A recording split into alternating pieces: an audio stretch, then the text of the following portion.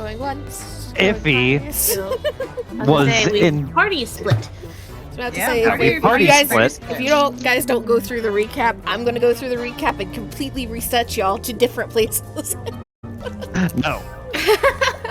Our Take campaign. away the fucking cliffhanger we've been on for a month. We arrived to Gamble Planet.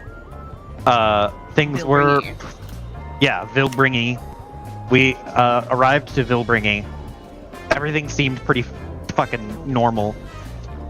We went to our rooms, had some chill out moments, and then realized we should do some sneaky bullshit. I can't remember exactly why did we decided to do this. It's 'cause Only Iffy had a that great we decided. Hey, ask you. Yeah. But we decided to have Kana impersonate Iffy and Iffy impersonate no one until Iffy decided to impersonate Kana. But we split, so the Jedis were paired up and the rest were paired up. And the Jedi went to go make an appearance and scout out the gambling hall and get some grub and spread the word that Iphigenia Fell, who is an ambassador and is also a Twi'lek, was just around town, here to have a good time, vibing. And then the other crew went to go stir up some trouble in the nethery, more unseelie places of fucking Vilbringi. And as we were in our separate places, the Jedi encountered, I can't remember the name of the race, but the ones that never stop growing and they just keep getting huger. There's one of those sitting in the corner who's giving us the stank eye, and it was looking pretty rough. Well, it wasn't looking pretty rough. It was looking pretty like suspicious. Nothing had happened yet. Meanwhile, Iffy ran into someone. We don't know who. Someone, or rather, Iffy didn't run into them, but they ran into Iffy, because Iffy hasn't seen who this is yet. But somebody called Iffy by her full-ass fucking name. So Iffy's in trouble. Yeah, by a fucking full government.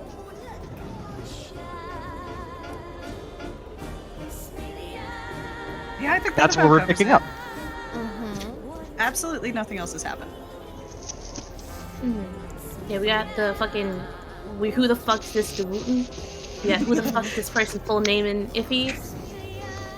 Who the fuck is this dude? Like, who's that Dewooten? It's It's- Jada. Looks at Kana and squints like, what the fuck? Who the fuck are you? Why are you squinting? What do you know? Yeah, a lot of non-diegetic information, or not non-diegetic information. What is it? Dramatic irony is playing a big role here, because the Dewooten might know the name Iffy and might also know the person who's calling out Iffy. If these two things are connected, it's going to be real bad, because Iffy is not actually Iffy right now. Yep. Oh, not to mention that Kane, like, took charge in that situation, which was fun to see. Yeah, that was real cool. And got the attention of, like, these three Natolans who are gossiping nearby. That's what yeah, that's right. There were the Nautilans who were, like, gossiping about how there's, like, whoa, well, there's some rich bitch over there. Yeah, you were trying as part of trying to spread the word, we're trying to name drop enough to get a little bit of attention, and trusting that who you assume to be the gossipers in the corner. We're going to get the information out. We'll leverage their teenage girlness against them. This fucking that poor waitress though. Yeah, that poor waitress. Y'all Stressed her out. I feel like this group has a wonderful habit of just stressing the fuck out of NPCs. Just every time, somehow. Oh shit, I need to make that one too. So, give me... It also doesn't help that, like, Kana was being extra aloof, trying to just, like, yeah, I don't know what to say, so I'm gonna act disinterested. And Kane's like, that's perfect. That's exactly like an ambassador. Yeah, that's perfect. And it has only I'll made handle the rest. waitress. Yeah, and it has only made the waitress more stressed. Yeah. And Kane is just like, I don't know, a bottle of whatever the fuck, right? For the ambassador. Ambassador fell. Ambassador fell. So, we shall start. Let's see here. Don't. I know Wait. both of you guys want the other group to do it. So how we're going to do this is evens, the Jedi, odds, the rest of the group. No. Oh boy. Oh boy. No whammies. The Jedi. Jedi. Oh boy. Oh! Alright, settle in for a movie, guys. Get your popcorn. You know what? I'm gonna Bullshit. make some popcorn. I'll be right back. I'll sip my coffee. Do we Damn it. have to That's your roll own fault. for voice points? Oh, yes. Oh, Hold on. yeah. Give me a second to reset that. Okay. God, it's been forever. Mm-hmm. For the first time in forever. Roll away. First time. Damn it! Kana, you better fucking come up big. I heard I heard a whoop. a whoop. Yeah, what happened with the whoop? I heard it. I didn't see it. Oh, whatever. Yeah, that's Oh. just gonna be fucking. Not like this. Not like this. It's to be expected at this point. Alright. Need one more from Vilexa, and then one from Ify. I'm just thinking at this point. Vilexa. Hey! Yes. See, I'm now one Tiffany for just three. has to roll 2 light size and we're good.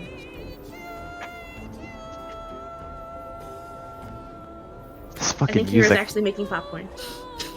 Damn it, Kira. Actually.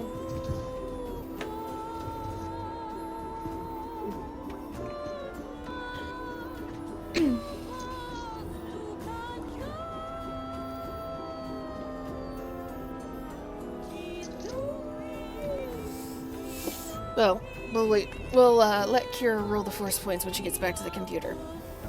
Okay. So, we will Yeah. go ahead and start with our 2 Jedi. So, you guys have name dropped and have made enough of a show that there's very clearly interest has been taken in you by these Nautolans that are sitting a couple tables away on this balcony kind of bar restaurant area. And the poor Taruto waitress that is running back and forth is very quickly and quietly talking to the other waiters and waitresses and serving staff up here. So there's enough movement and whispering going on that you're pretty sure that if not Iffy's name, the idea that there is an ambassador around is making its way through the grapevine. You also have kind of on the far side of this little restaurant bar balcony area a Dewooten that is very clearly in kind of more, for lack of a better term, because I can't think of another term right now, tactical style outfit. That is sitting at a table directly next to the railing so that they can look out over the casino and the gambling below. And this Dewooten has also kind of clocked you guys and has looked in your direction a couple of times as more and more activity has picked up around your table. I need... So, Yo. Kane is the... Hey, Kira, can you roll me a force die? Yeah, sure. Wait. Yeah, that's what I expected. It only makes sense. Oh my god.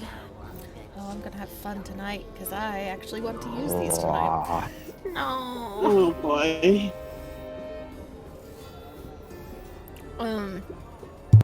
So this Dewooten is kind of clocked you guys, and I believe we had Kana kind of sitting to where it was harder for her to see. So it was Kane that was being able to kind of keep an eye on this Dewooten. Speaking of Darkseid, I'm going to go ahead and use this. So, I want you both to make me double check this. Go to my random character sheet. Yes. Both of you make me perception checks. It is 2 purple, upgraded. Upgraded once. Choo. Yo! Hey. Bodyguard mode activate.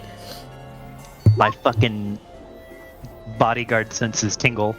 Kane, what do your Mirialan eyes see? So you have balanced yourself out, Kana. Okay.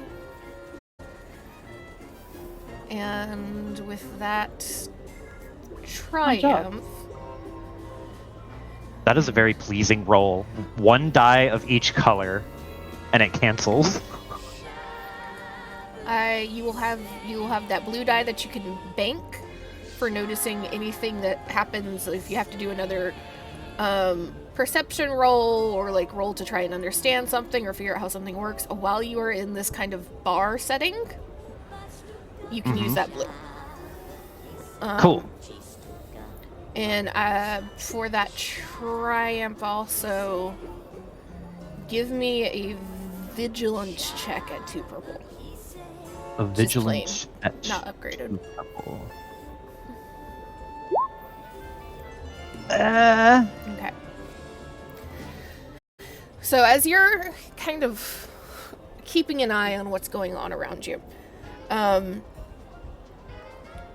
you see one of the Natolans that are kind of positioned sidelong to your table. One of them gets up, and she is a young, fairly pretty Natolan. As you see her stand up, what you realize to be very quickly a very expensive dress. Floor length, like slit all the way up to the hip type dress. You're pretty sure it's similar, if not the same, but maybe a different color to a dress that you've seen Iffy like buy and like stick in her closet. You don't think you've ever seen her wear it, but you're pretty sure it's that level of like extra. And she gets up, kind of smoothing out her dress really quick, and you see her pick up a bag, a little kind of clutch bag, and she leans down, whispers to the other 2 that are at this table, and you see her really quickly just move away and head down the stairs of this balcony down into the casino floor, and you lose sight of her as she goes down. You also see this Dewooten who has kind of motioned for another waiter. The waiter comes over with a drink in hand already. And you can assume by just kind of the casual motion and the like speed of this delivery that either this Dewooten has been drinking this over an extended period. So this has been the thing that he's just been drinking over and over and over again for, a couple hours now. Or this is a regular of some sort. So they know what this person is asking for. Mm-hmm. And as the drink is set down and this waiter moves back towards the bar, there's just a split second where you see the Wooten moving behind the waiter, but you can't quite see what's happening. And as the waiter kind of moves past your vision so that you can get a clear line on this guy again without being too obvious, you see them slowly setting their hand back on their table from being beside their face.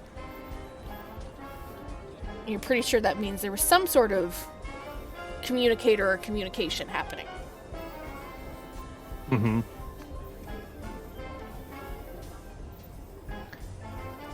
Okay. So Kane just like makes a mental note of that. How could he like lean over a little bit to see where that Nautolan girl was headed to? Or would he have to would it be like there's no inconspicuous way to kind of spy where she went? There's no real inconspicuous way. Should move you back here because this is the vibe of this place. If all these things will close, thank you.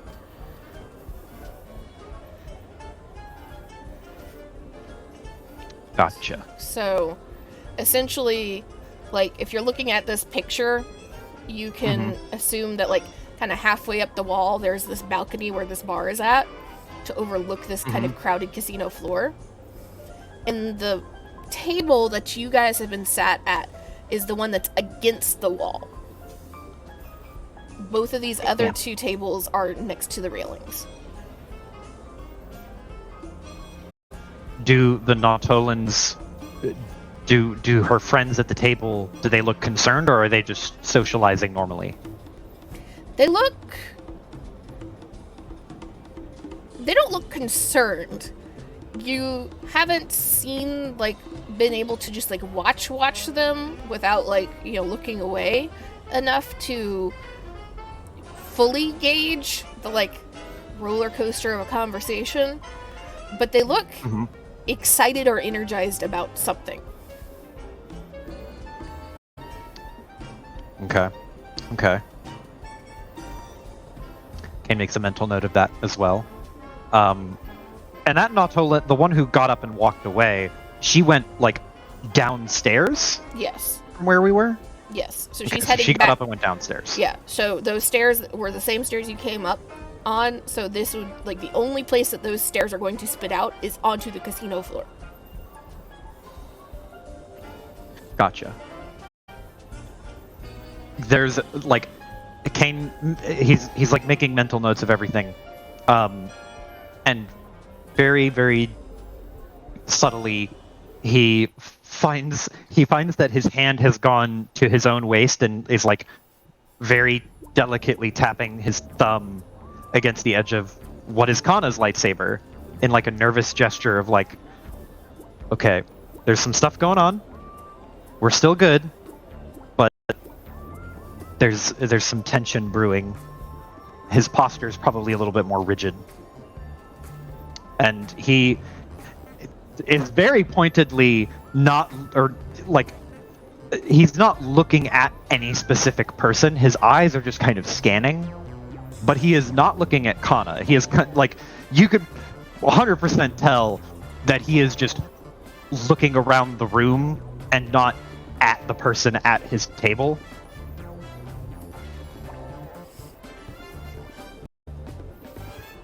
But he's not gonna do anything yet. Just gonna keep tabs on things.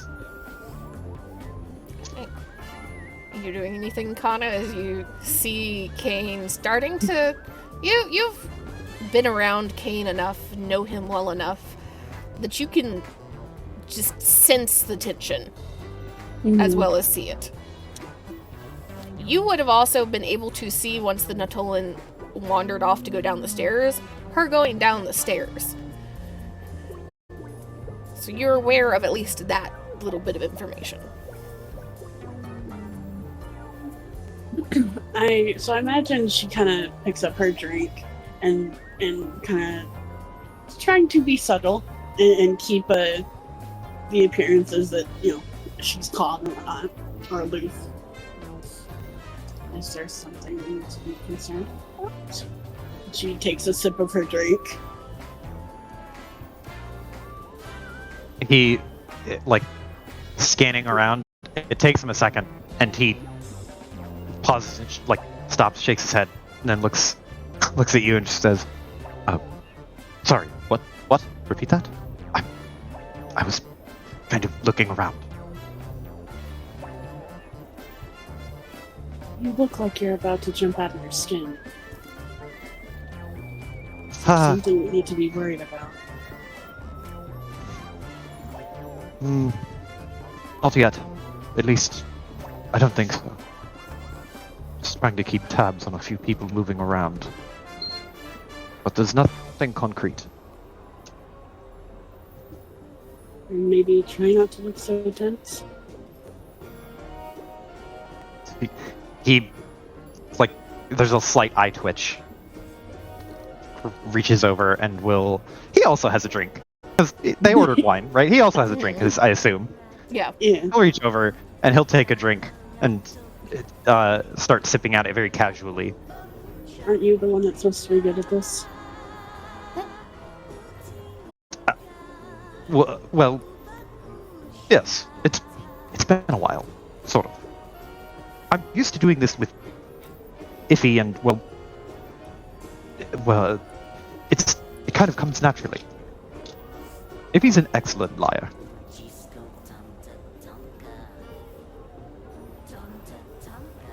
Which is not to say that you're a bad liar. She takes a long sip. God.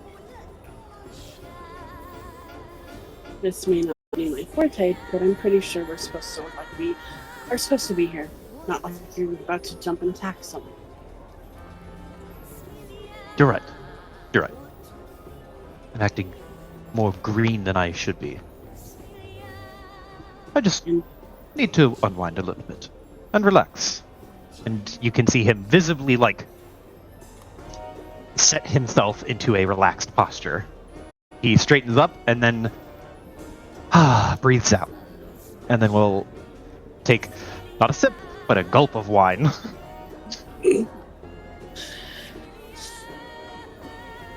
How long exactly have you been doing this with the Viennese? Oh, well, a few months now, on and off. It depends. Well, I can't remember the last time we had done it, but it went pretty smoothly. We were able to basically walk into a fine art show and maneuver around, collect the info we needed, and leave without much ado.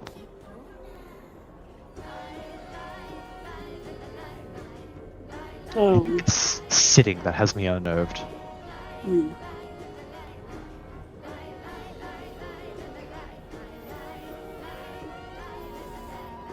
Have you been keeping tabs on that dude? He's looking now, his eyes on the glass of wine as he's kind of very gently swirls the glass and says, or he doesn't say it, he just once gives one very, very short nod.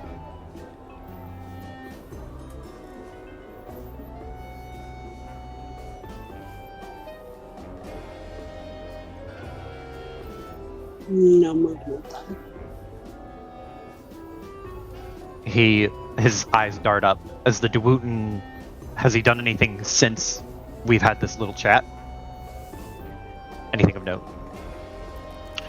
The Dewooten has not necessarily moved, as far as you can tell. Mm-hmm. Other than the drink is a little bit lower than it was. And as you glance up, roll me a d20. 12.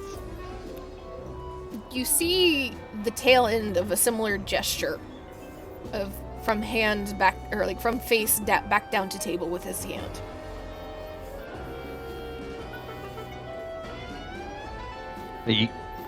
Like, his jaw moves a little bit. Kay moves his jaw back and forth and just goes, well, he hasn't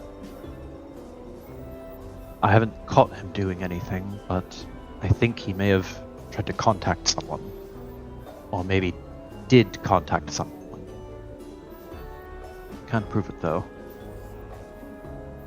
I know Kana can't see a lot of the room, but can she see maybe like where the waiters are going in and out, or in the bar?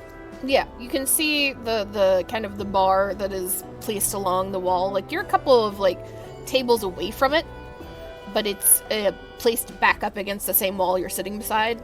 And there is the waiters and waitresses are kind of either going directly to the bar, back and forth for the drinks, or you see that there's a door to the kitchen behind the bar that people are going in and out of. Hmm. And was there any more movement with them after this, like the dude talked to the person kind of thing? Well, wouldn't you know, that's just what I was about to talk about. Oh. As you are kind of looking in that direction, you guys have not ordered any food. You just ordered the drinks, but you ordered see appetizers, actually. I forgot that detail. Did she? Yeah. We're gonna go with the fact that she didn't, so that I can do this. Okay. My bad. My bad. The waiters forgot your order. She was really freaked out. You ordered appetizers from a certain point of view. It's been a month. Some of the details are fuzzy, man. Sorry. As you're looking in this direction, you see your waitress rolling over in your direction, very clearly kind of making a beeline towards you with what looks to be a cart of some sort with a serving tray on top. Not even just like a tray walking over in hand. And as you kind of straighten up a little bit and this waitress comes up beside, she kind of gives a little polite nod to both of you and just nervous smile, this is in well, hopefully. She just reaches out and pulls this dome off the top of it, and you see an extremely extravagant display of what looks to be various types of pastry, ranging from very sweets to savory. And she just, there's again a little nervous smile. This is courtesy of Mr. Ranchi. I hope you like it.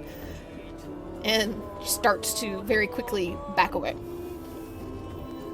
Oh, if you don't mind, who is Mr. Ranchi? And she just kind of blinks. I'm sorry. I thought that you would know him. Ranchi is one of the primary investors, I guess you could say, for the hotel. Right. No, He tries to make sure that all of our extremely valued clientele have the best time possible. Ah, I see. Thank you for filling me in. No doubt. Miss Fell was well aware of this. This was more for me. I appreciate the update. And he looks at Iffy. You can give our regards to him. For the gift. She can again just bobs her head a little bit and continues to scurry her way away. And as you look back towards Kana and you're able to just kind of sweep your gaze around, you can see that Dawutin very clearly watching. Not moving, no expression change, just watching. And you're not 100% sure if it's watching just because all of a sudden there is fancy ass food being delivered, You know how like everybody's heads turn when you have like the sizzling fajita plate or something walking through the restaurant, or if it's watching for some other reason.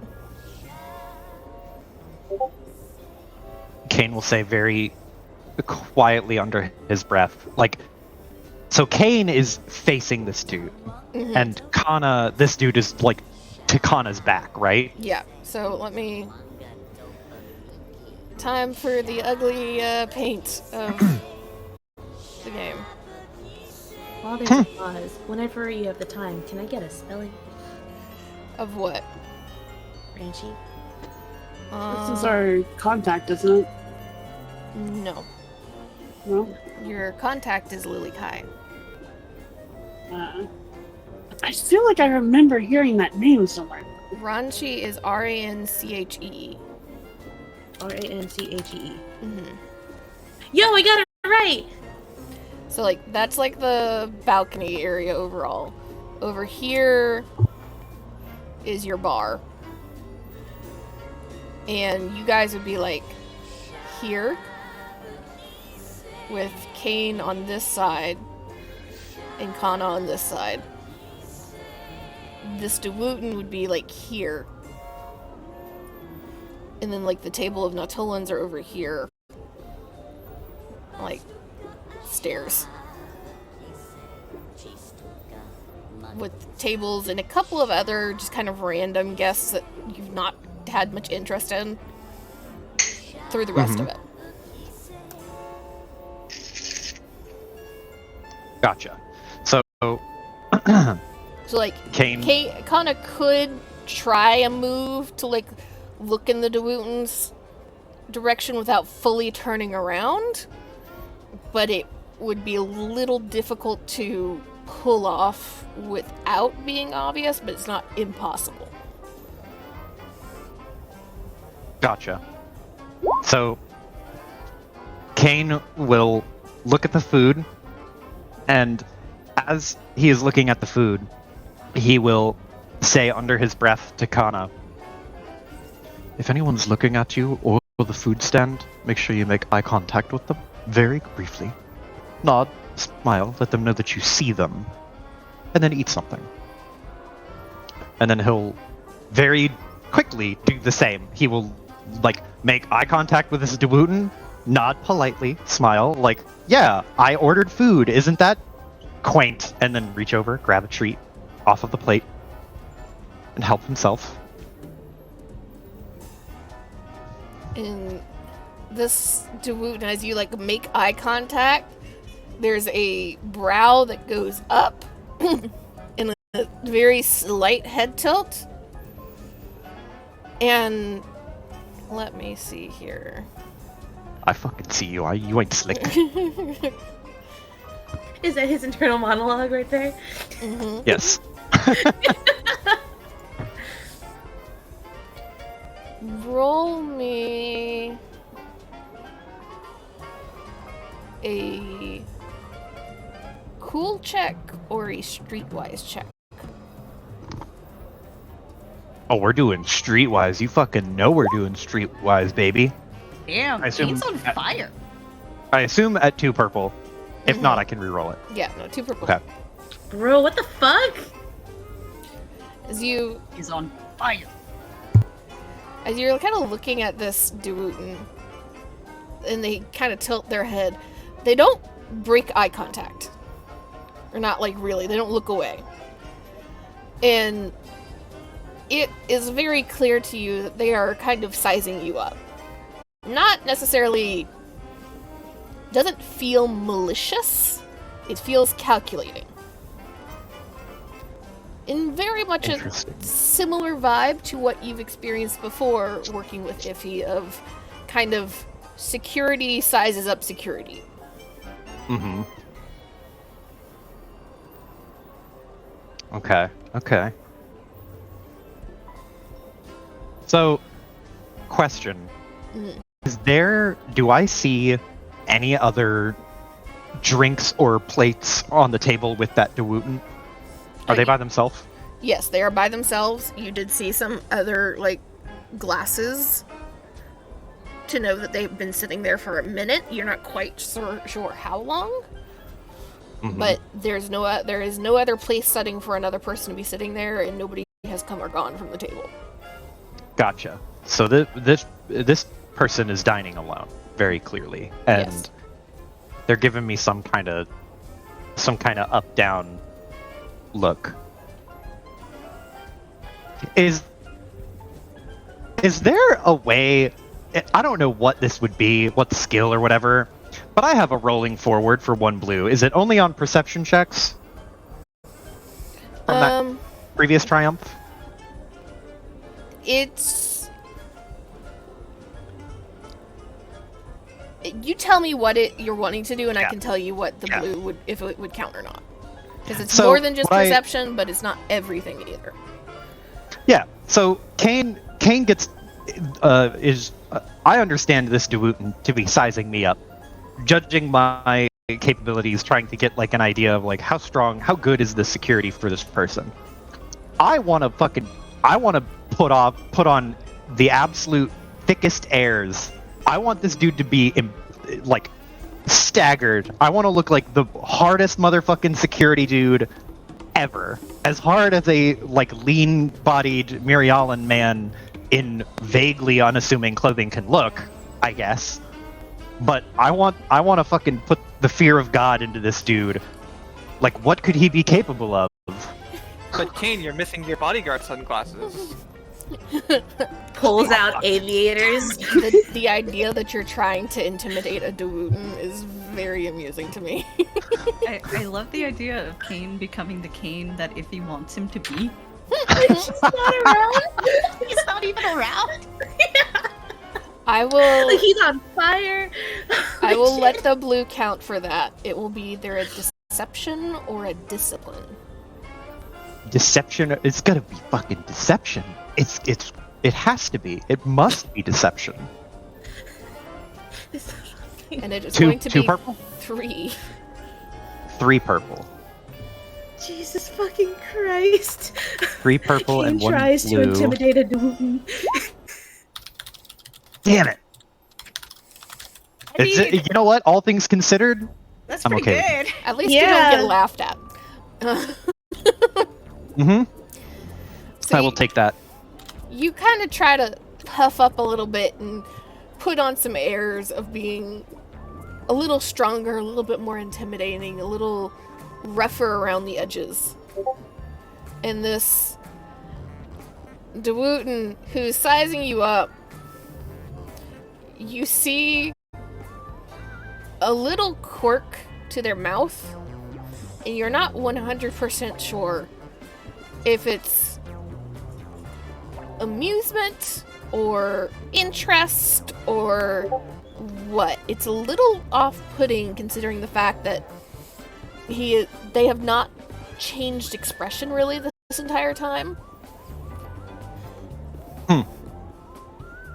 And they lean back in their chair a little bit and tilt their head, and as they do that, you get a clear line of sight on the opposite ear. The one that is facing away from you all this time. And you can see that there is a communicator in that ear. It's what they have been Knew it. reaching up to and touching on and off. Fucking knew it. And there is a little blinking red light on it that flashes green for 2 seconds and goes back to blinking red. And almost instantly, Mr. Wooten stands up and stretches. And Kane is not super tall, but is also not necessarily a small man. Mhm. This Dewutin towers over Kane. Yeah, I would be shocked if he didn't. He's at bare minimum a good 8+ feet. And as he kind of gets up and stretches and, kind of rolls his back a little bit, his shoulders, he picks up his drink, drains it, puts it back down, kind of now seeing them fully standing up and kind of getting a sight of their full size. Surprising delicacy. This drink is made, like, has a glass container and not a single crack. You don't even hear it hit the table. And as they get up to move, rather than taking the shortest route between the tables closest to the railing, they move down the aisle beside your table. And Like the second he starts moving towards us, Kane will like at least give Kana a brief heads up. Just quickly say to her, "Just, the Wooten is making his way over here. Act natural." Wonderful. Wonderful. and the Dewooten moves closer, and as they move closer, roll me a vigilance check really fast, Kane. 2 At purple, 3 purple for this one. purple, and it's a vigilance check. I accept a nothing. That is quite possibly one of the better outcomes of this roll. Yeah, you as they are moving, you can still quite clearly see that even though this is kind of nicer, a little bit more nondescript style of tactical quote-unquote clothing, it's still got that heaviness and that weight of some sort of armored or reinforced jacket and pants and everything. And I can actually... Hold on. Double check. It's not what they are wearing, but so that everybody can see, this is your Dewooten. Him big. You know, it's not surprising that he is taller than Kane, but that does not make it any easier to look up at someone who is 2 feet taller than you. Over 2 feet. He's 8 Over plus. 2 feet.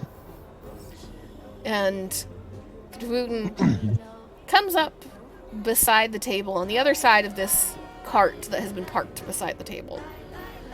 And he looks between the two of you, and again you see just a very faint hint of a smile curl one side of his mouth. And he gives a nod to Kane and then a nod towards Kana. And as he nods towards Kana, there's like a lift of the hand and a place on the chest, almost like a movement of a little bit more respect. And Like that. you see him reach in under the jacket that he is wearing from the hand on his chest and pulls out a card and offers it towards Kana.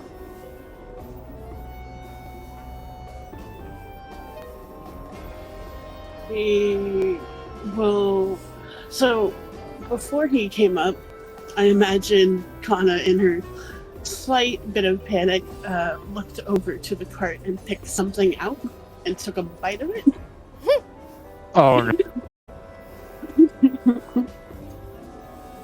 God. Just a small bite, not like a huge thing or anything, but just like A thinking bite. Thinking a little like bit of her ritual because she doesn't have her candies on her.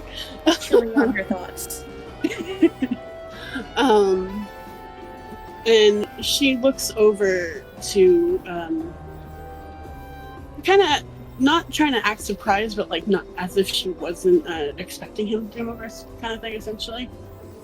And she turns, and he's handing a card Yes, a to her. card. She looks at him and takes the card, I guess. Or no, she'll look to Kane to take the card. It's his job, isn't it? If She- you taught her well. She does a slight nod. She does a slight nod to Kane. just lean forward a little bit. I reach over and I gently take the card. Grab it, thumb and forefinger, and then yoink, pull it quickly from his hand. I need. Yeah. What? I need a deception check from Kana at 2 purple and a black. And I need a cool check from Kane. No! Same difficulty. Oh man, No, those are the opposite people for those rolls. he's in for blood today. What is I have what is been it you said? very How many nice purple? with the dark side shit thus far. I am up for the drama today. Action It's at 2 purple and a black for both checks. Um, And upgraded or just no? Or just the 2 purple and black? Just 2 purple and a black. So And I have a cool check. so what's your... I got a lot of triumphs, but not a lot of successes. Kane, what is that? What the try? What is that? No, you know what that is? Kane grabs it and tries to very quickly yoink it out of his hands in a gimme gesture, and he just fucking can't. He just yoinks it and it just doesn't fucking let go. get clasped between 2 claw appendages essentially. There's a fucking hole in them. 5,500 pounds pounds per square inch of pressure on that piece of paper right there. I'm gonna fucking yank it out. I'm gonna catch him off guard. Oh man, oh god. No! Oh, they're dying out there. Fuck, they're doing so well too. Oh no! See? As the Dewooten kind of offers the cards towards Kana, and she gestures for Kane to pick it up, and he tries to yoink it, and the Dewooten doesn't quite let it go. Just you see the eyes move from Kana back to Kane, and this brow raise, and you get this very distinct expression of this is not yours. That the Dewooten doesn't say anything, just waits for you to give up on pulling this card. And once you have released it, instead just turns it and very carefully places it on the corner of the table beside Kana and taps a massive claw against it to almost in that there, that's where this goes now. Kane And- lets go, just awkwardly clears his throat like he didn't just fucking embarrass himself. And you can see on this card as it's put on this table and the claw moves away that it has some sort of business logo on the front and handwritten underneath it is what you assume to be a room or suite number. And the Dewooten just smiles a little bit. Mr. Ranchi, I'd like to request your presence at your earliest convenience. Ma'am. He bows his head toward Kana again and turns and walks away.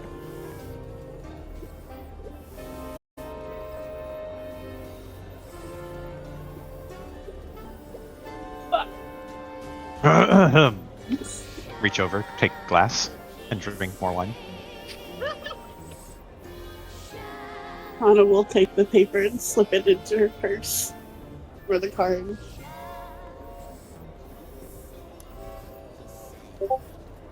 Well, that could have gone better. It also could have gone worse. I accept that. All things considered, I think that went well. But what is it? And just lean forward and look.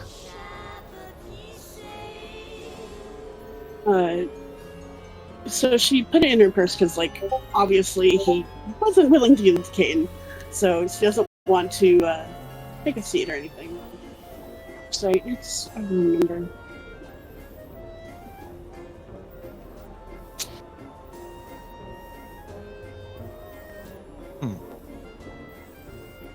How very gracious of him. Suppose we'll have to pay him a visit. I don't think we have much of a choice in the matter. No, we don't. Lana says as she takes a slightly larger cut of like cake or something sweet, pops in her mouth.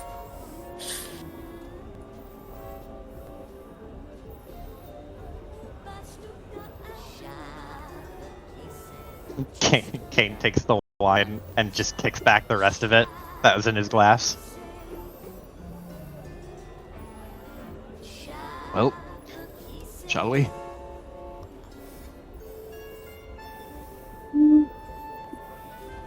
No point in rushing. And have a good lunch at least, right? Looks at the turn my head, look at all of the treats on the stand. Well, I suppose you have a point.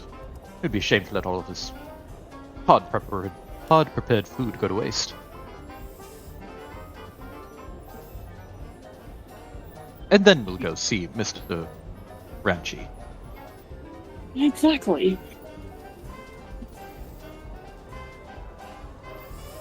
If I remember correctly, Ranchi was someone Iffy mentioned, to be honest. Something about smuggling, I think. Is that a name I recognize? I believe it should be something that was mentioned last time by Iffy to everybody. Mm-hmm. Yep. Gotcha.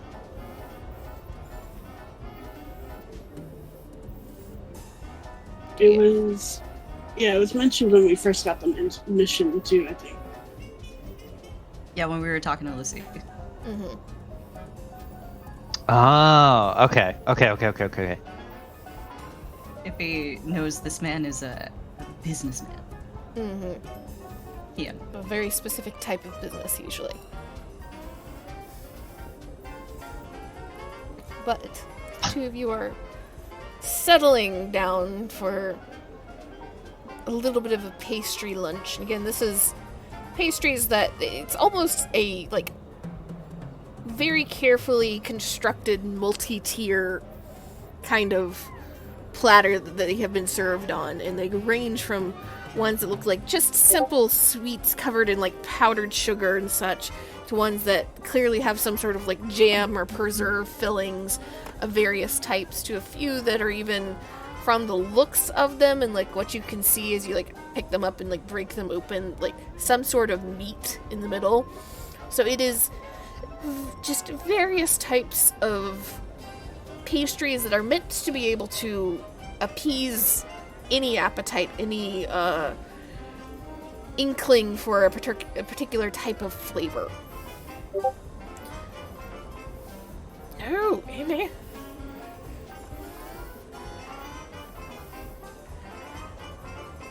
Right. So, as you both turn to eat that, we'll swing the camera back around, give Amy a second to get back to her seat. Yes. Yes.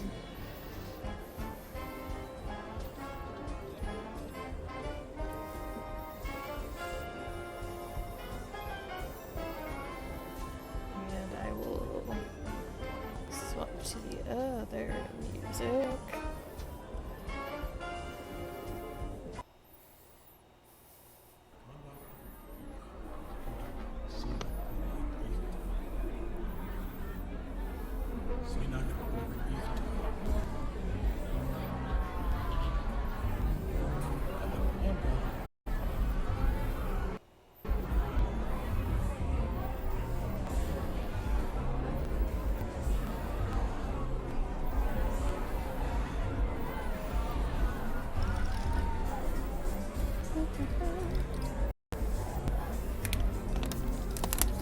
Alright, you know what? I'm sorry. I'm like, okay, cool exposition. We're gonna get some cool Kane and Kana RP. I'm gonna go use the bathroom real quick. As soon as I fucking mute. No, Amy. Fuck.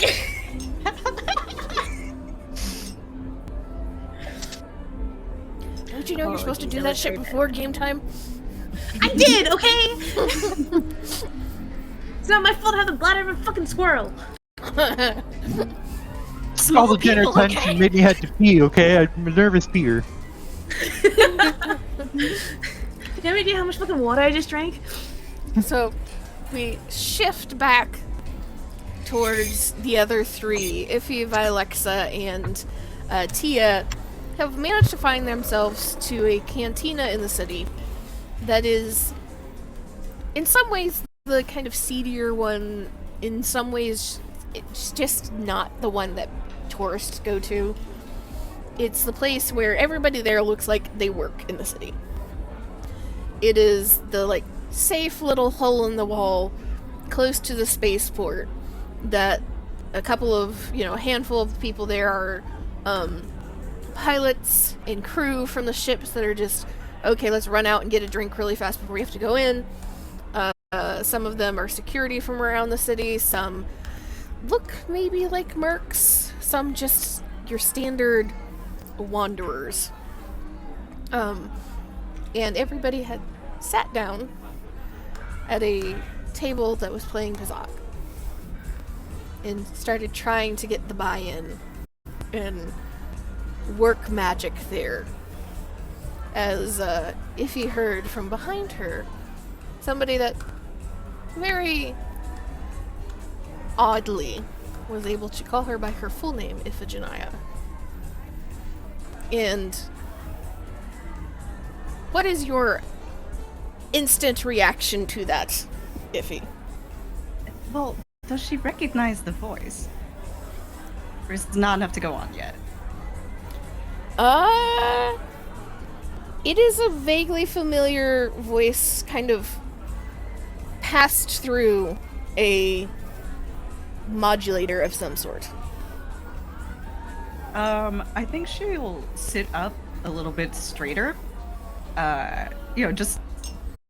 It's not a sound she's used to hearing, so I think she doesn't want to turn immediately, but she'll try to signal to the other two to turn and take a look while she's working on, taking... She wants to look busy for a second.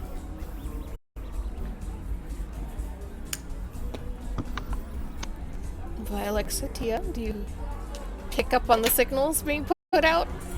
My instant reaction to Iphigenia's name being called out was to just, loosen her shoulders a little bit, move her hand closer to her bowcaster.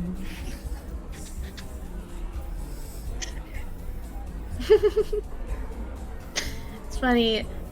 I think Tia's was to just lean one hand on her palm, facing Iffy, other hand slides into her pocket, as she just glances towards where the voice came from. As you glance towards this voice, you see a figure stands about 5, actually close to 6 feet in the full Mandalorian armor. That is vaguely blue-gray in color. Oh no.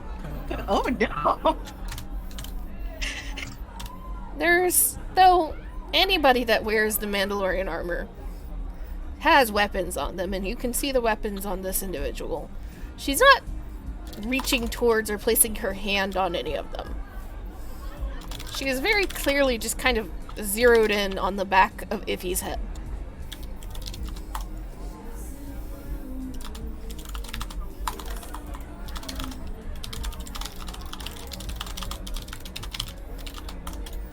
If you know any Mandalorians? The second that Vilexa says this, you can see the flicker across Iffy's eyes as her face stays the same. But it's like one of those fucking, God, what is that movie where they zoom in on the eye and you just see it go like pin small for a second there? and she smiles, you know? It's a smile.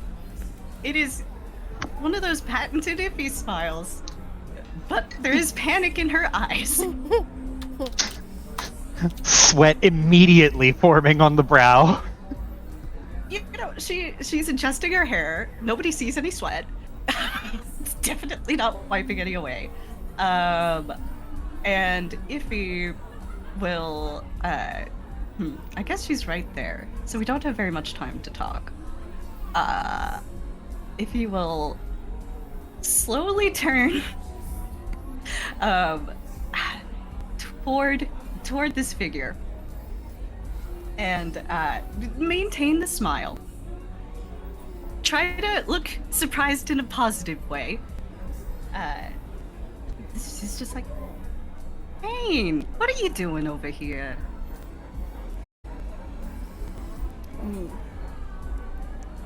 You see, as you kind of turn, there's a very ever so slight tilt of the head. And you can feel Hane looking you over head to toe and back. And there's just this, like, prolonged pause before Hane's just like, I could ask you the same thing. This isn't really your circuit, is it? What do you mean? Any business circuit's my circuit. You know, it's real good to see you. And as you're having this conversation, the people at the table behind you, you hear one of them just like, are we playing or not?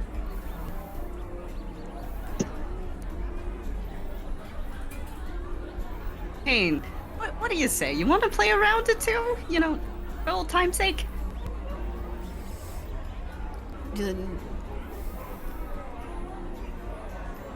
There's a shift in Hane's posture that if you immediately recognize as an immediate no. And a hand goes up to the hip and settles there.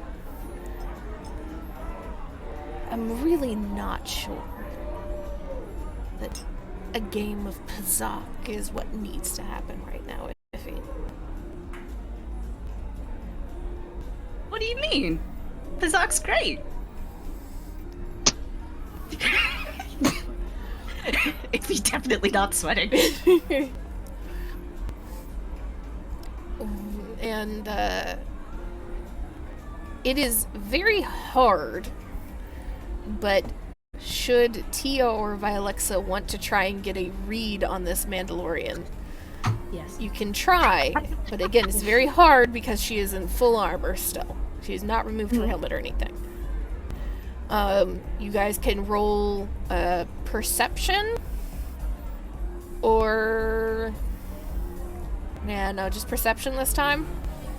And it would be 4 purple. I should not even bother rolling. You gotta. You gotta. I have 1 green. You gotta. Ah, there's no fucking point though. You may end up with all the Never blue tell sides. you the odds. Short. Fuck it, right? Perception at 4 purple, Piper. I'm looking at my perception, I think. I see the shot. I stand no shots whatsoever. But So you're fuck it. saying there's a chance. Hey! Yep, no Yeah. shot. Hey! Not what I expected. I cannot wait to respect Tia. Tia, Why so much- you are seeing this Mandalorian. You can tell from Iffy's body language that there is some sort of familiarity to this. And this is probably one of the first times you've seen Iffy nervous. Though she is trying very hard to hide it. You are close enough to see that single drop of sweat going down the side of her face. Surviving a sweat drop. Vialexa, you are kind of looking between the two, and you can also very clearly read Iffy being nervous. But there is a similar kind of familiarity in this posture of this Mandalorian. She is 100% honed into Iffy. She is not kind of keeping her head on a swivel, kind of keeping a guarded stance up like the very small handful of Mandalorians that you have met in the galaxy generally do, especially in an environment like this. So there is very clearly not only a connection, but this Mandalorian is distracted by something.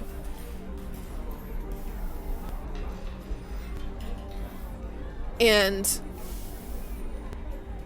Hayne, the hand on her hip, you can see the fingers just kind of tighten a little bit. And the other hand, you can see kind of twitch, and fingers start to ball up into what looks like a fist, and then relax, and then ball, and then finally land on where a blaster is held on her thigh. Not in the I'm about to pull it out gesture, but more in the I need some place to put my hand. And Hayne, there's again this like awkward length before response. Are we really going to play it that way?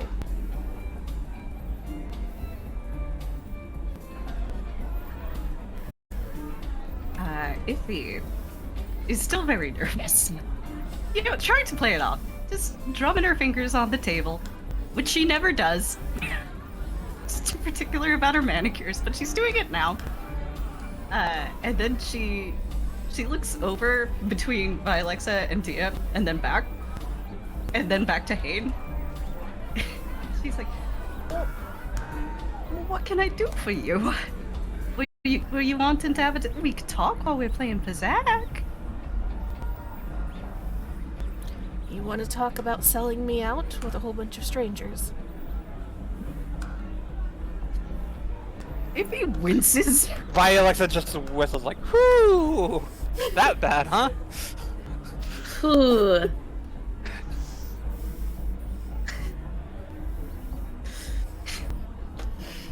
If he visibly winces, and then immediately starts standing. And she starts like trying to scooch, because I imagine she's in the central position on this side of the booth. So she starts, you know, trying to scooch, and she looks at Hayne and she's like, "Oh, I mean, that's kind of put a bold label on it. Look, we'll talk, okay? There's some extenuating circumstances, and I think it's something we could smooth over."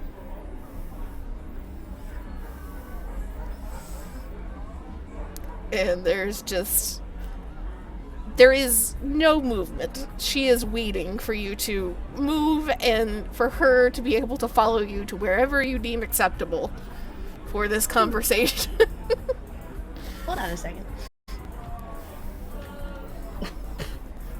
So like that if he like stands up, Yeah.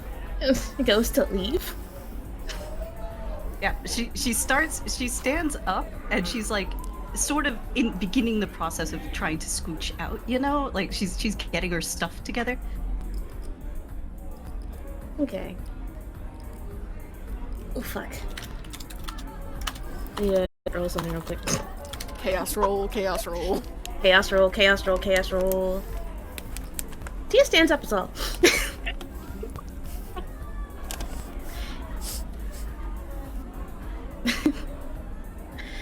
I imagine she saw that Iffy was standing up, and she like stood up, and she like, in a way of like, I moved out of my seat so that you can get out easier.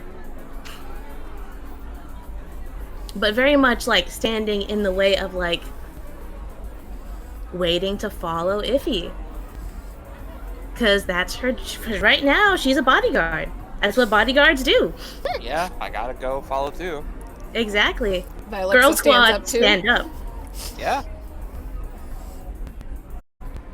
As you both stand up, there's not at first a reaction from Hayne, and then Iffy starts kind of moving a little closer to like move past and walk away. And as the two of you kind of turn to be able to follow, that's the moment when Hayne seems to clock into the two of you a little bit more.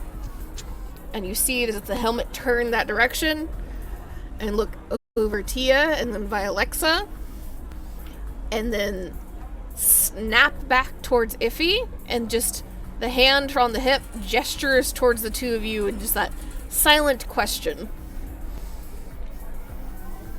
Oh, these two. Oh well, yeah. This here's Vilexa. She's my slicer over here, and this is Tia. She's my gunslinger.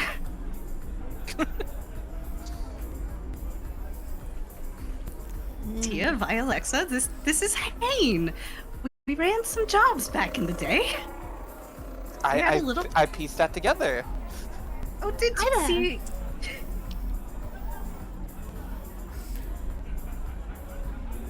There's again a slow head turn to look over Vilexa and Tia, and then back towards Iffy again. Replacements, you mean? Replacements. Now, Hayne, I know you're a little upset, and I don't blame you, but replacement's a strong word. You know, I need to have protection.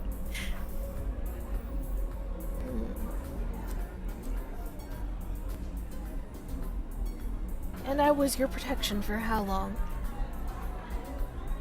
And then you just... And there's this, like, extended pause again.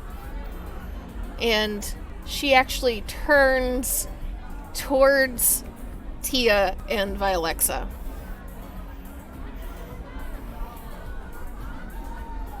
So, imagining that the two of you haven't heard anything of her hiring Mandalorian clans, have you? That's the first for me.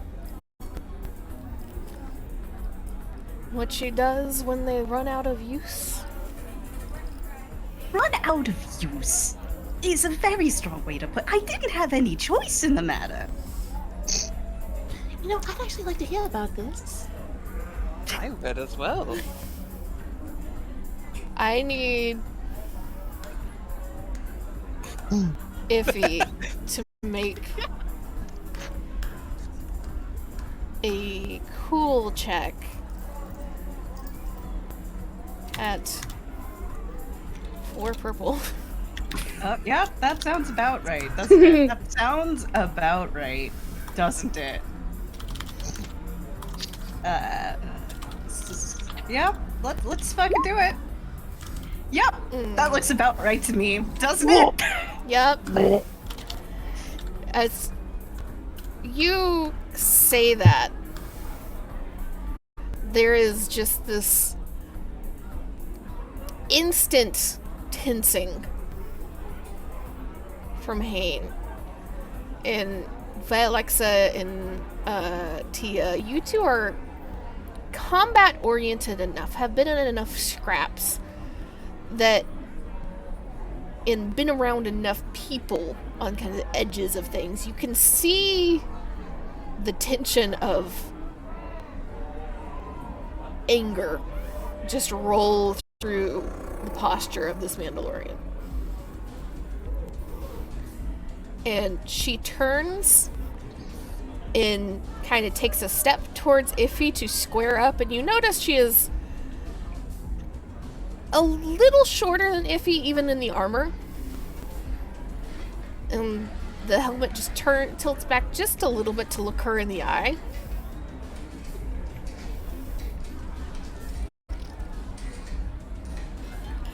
Do you know what they did? So, if he's been trying to play it cool this whole time and has spectacularly failed at this point, and with the failure here and with what Hannah said, the facade does crack, and there's actual regret on Iffy's face. No, I don't, and I'm real sorry. I'll try and make it right, okay? But how about we not talk about this here? You can tell me, and I promise I'll do what I can. I know I fucked up, all right?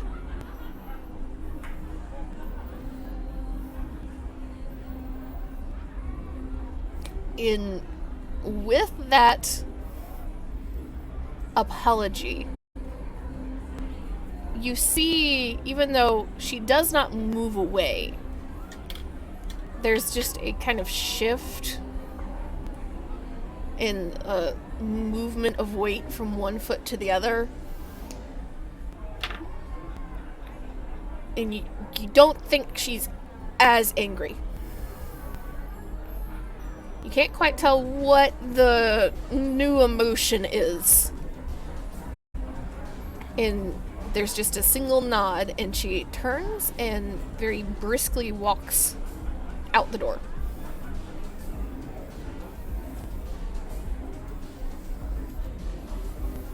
Iffy lets out a sigh.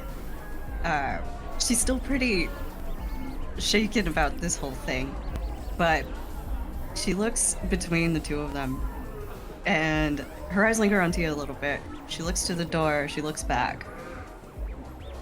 She looks to the door, and she kind of bites her lip, and you can see the gears turning as she's considering what it is she has to do here.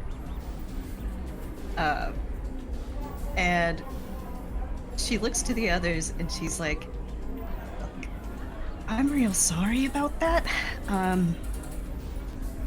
I can explain, but I think I gotta go take care of this."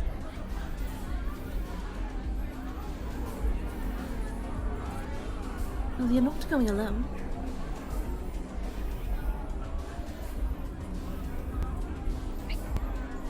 You coming? You want to come with? It's sort of in the job descriptions, isn't it? I don't. She's got a lot of reason to be upset. All the And more reason you shouldn't go there alone.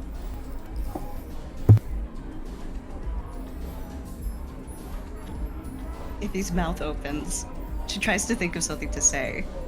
She can't quite. She's too thrown off by the situation.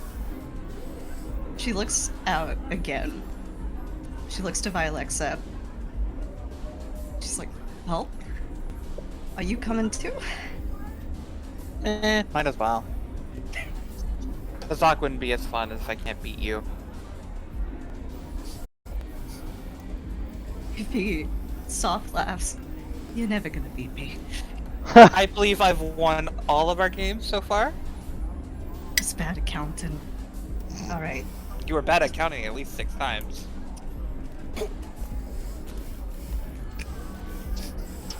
But that Violet smiles. Just that cocky smirk. She's getting back into herself a little bit, and she looks at Tia again, and she's like, "So you sure you want to come with?" I don't think you understand how seriously gunslingers take contracts. And I couldn't care less, but it would be fun. So let's go. Fun. You think this isn't fun? fun to me. I have no risk of dying, so this is like a TV show for me. Speaking of that, how likely is it that things could get a bit hairy? Extremely. Great.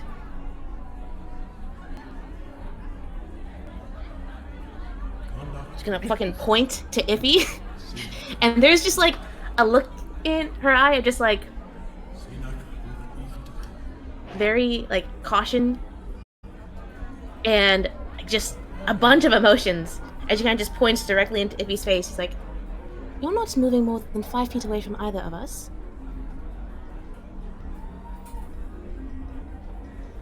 And if you do, I will drag you back." Iffy takes a breath. She looks a little heartened. And then she looks back to the door and she's like, "Alright, I guess we gotta get going. Let me just call Kane real quick." As she gets going, she pulls up, calls Kane on the comm. You're half like you have just taken a big bite of like one of the fucking like savory meat pastries. It's delicious. Yeah, everything you guys have eaten on this plate are fucking fantastic. You know that you're gonna crave this shit at some point when you're off planet. Kane, with his mouth full, like, so there was something, swallows a little bit, I wanted to talk to you about when we had a chance, Kana. And then his phone rings. If he doesn't waste any time, and she's just, Kane, I bumped into Hain. What? Yeah, Yeah? she's on planet. Who would have guessed? She's here? Like, Kane stands up from his chair. Yeah, I'm gonna go have a talk. She seemed kind of upset. I've got tea and I've got my Alexa with me, so no rush. But I just thought you should know. Oh no. Oh, they don't know. They don't know. They got an idea. They got an idea places? now. Where are the places are you? We have to go. Look, like, holding, like, the proverbial phone away from his ear, looking at Kana, just like, we have to go. Now. Now. Hey, you're making a scene though. Try and act natural. No, it's fine. The jig might be up, depending on how you look at the situation. Oh, great. But, like, trying to get coordinates and information from Iffy, just give me an idea of where I can start running to. Iffy will turn the tracking on her data pad on. Okay, perfect. Don't let anyone do anything rash. Be there as quick as I can. I just have to get... I have to get Iffy out of here in a decorum appropriate manner. Be there You're quickly. not running out on her, are you? No, I'm dragging her with me. Kane, eat your dinner. Iffy! No! You're not kidding me when you say that it's Hain, like the Hain. Why would I joke about that? Why would Exactly. I joke about that? This is not the time for us to sit and have pastries. Do we hear this? I imagine Kana, Vilexa, and Tia all each hear each half of the conversation. Can I, like... Would Iffy be mad if I tried to, like, grab the phone from her? You can certainly try for it. Yeah, I would like to try for it. go for it. If he's like, well, that don't mean that you just stop. Part of the reason and Yoink. my Alexa grabs. Listen, Kane, we got it under control, okay? You have your part to do, I got our part. Got it? Got it. Hangs up. But the... Oh! Hand it back to Iffy. Kate just shoves the fucking communicator in his pocket and just grabs another pastry and just downs the entire thing in one bite. Oh, we have to go. We gotta go. We gotta go. Well, while Kate has been on the phone, I assume Kana was trying to get a waiter to basically send it to the room so we can get the fuck out. I was just imagining like them trying to run out, and it's like one of those like movie scenes where the people all run, and then you see the person come back into frame really fast to grab like one more hot dog. Yeah. But yeah, Like rush in, grab one, rush out. you're able to like flag down a waiter. And what are you trying to do? Just trying to get the check sent to the room, essentially. Oh yeah, it's already. You start to be like about the check. They're like, Mr. Banshee has well, this is all covered. You're good. Wonderful. She'll take a sip of her wine and head out with Kane. Here's Trying to Kane's be calm. Yeah. Here's Kane's half of the situation, starts gulping down wine. Oh no. She took a huge bite of something sweet. It's like, I'm never gonna have this again, so I'm going to enjoy it now. Shove it in the purse, shove it in the purse. That'll be a it's just fun decorum. thing to explain to Iffy later of like, why is there icing dried to the inside of my Chanel bag? Oh, she's gonna be so bad. She's gonna be so bad. Big gestures. I want all of this to the room. As we're following, if do we have time for a quick chat, Z? You and me? No, not like the people who are like Kane, not Kane, Iffy, Tia, and Vilexa. That is. Are we gonna catch up pretty quick? I mean, Hane is outside the door. Oh, she's outside. Okay, yeah, no, we're fine. Huh. You can have a chat if you'd like to just trail behind Hane, but you know, she's a Mandalorian. She's gonna fucking pick up on shit. Yeah. Okay. Let's go to the door then. Let's go to the door. So, you follow her, or you head to the door, and she's immediately outside, and she like moves with the group far enough away from the door to be like out of the way, and then kind of gestures between herself and you, Iffy, like. So, if we're not going to have this conversation in the cantina, where do you want to have it? Who doesn't want to have this conversation? Besides, never ever. Let me think. And I will go ahead and say, like, beforehand, you know you're not going to get her onto the ship. Yeah. No, I don't think she'd want to take her onto the ship. Is there a body of water nearby? There's, like, a fountain out, like, in one of the market squares. There's not a lake or a stream or anything near this, because this is kind of in the mountains.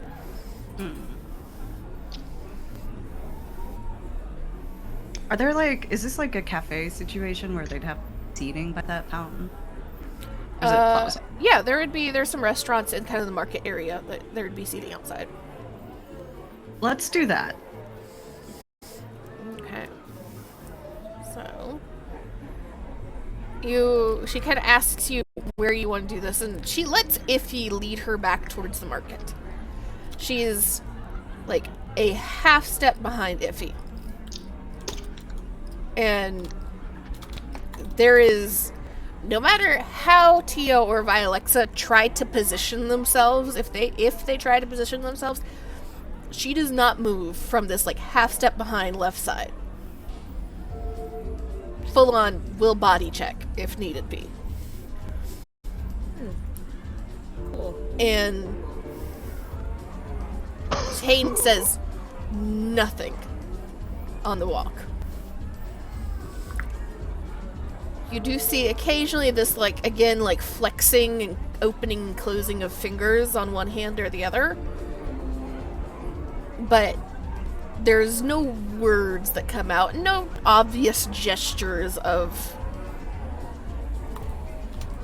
violent ill intent, I should say. And as you all make it back to the market street, being here.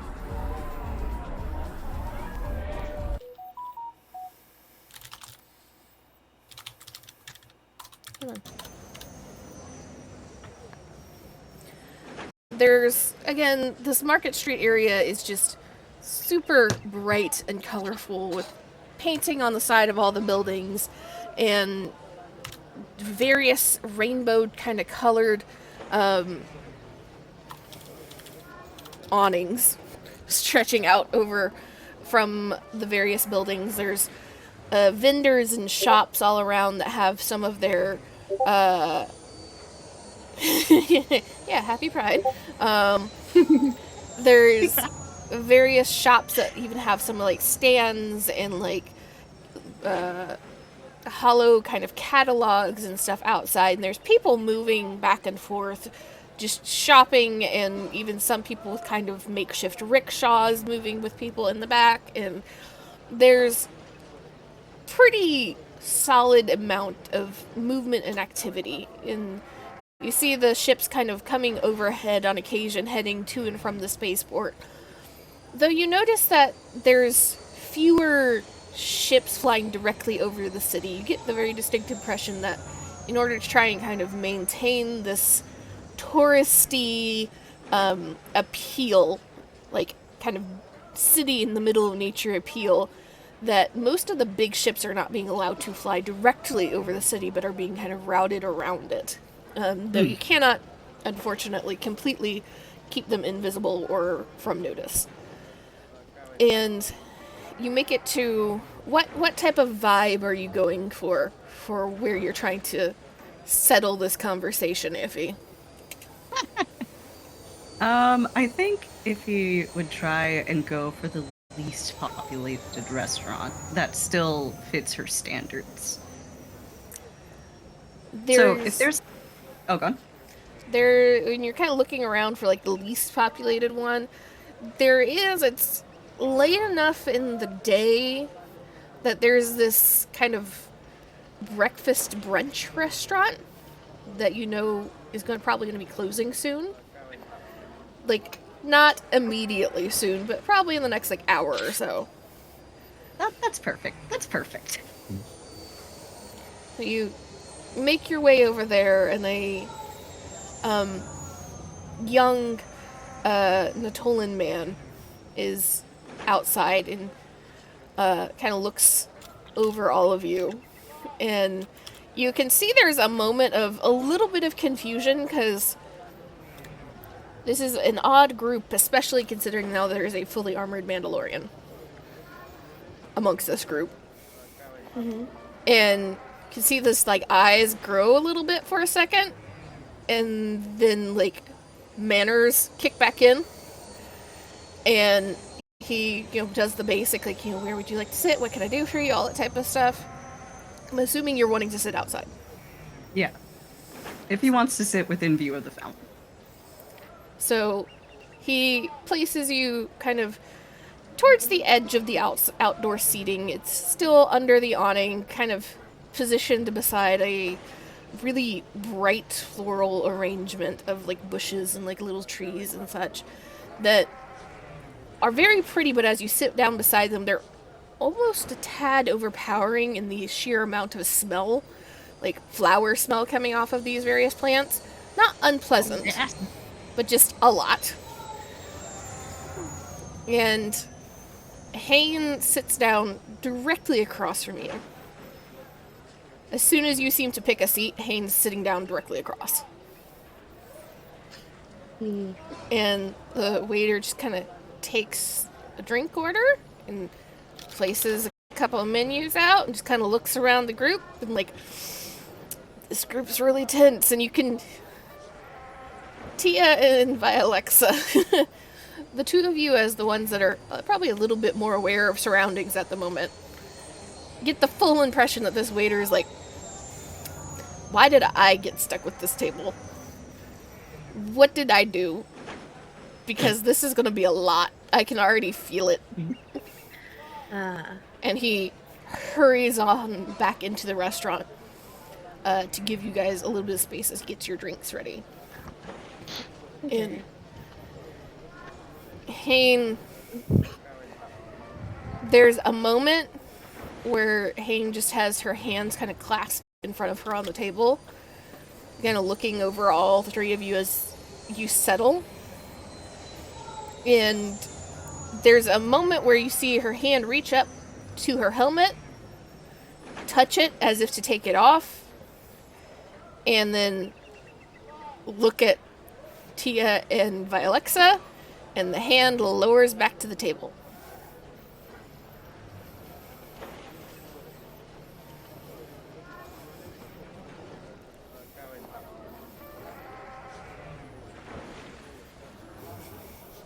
Are you just waiting for Hane, Iffy, or are you going to try and dive into this head first?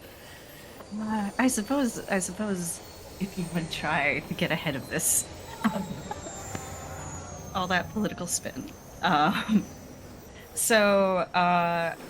see. I think she also glances at the other two who are at the table, and she's like, "Well, I think probably the first order of business here is discussing exactly what happened here.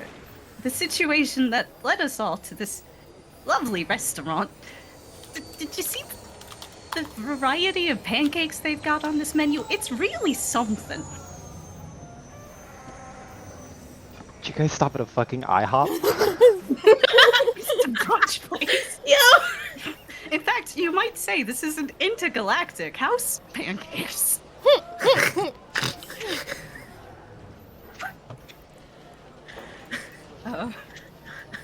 She looks around the table, desperate for a laugh of any kind.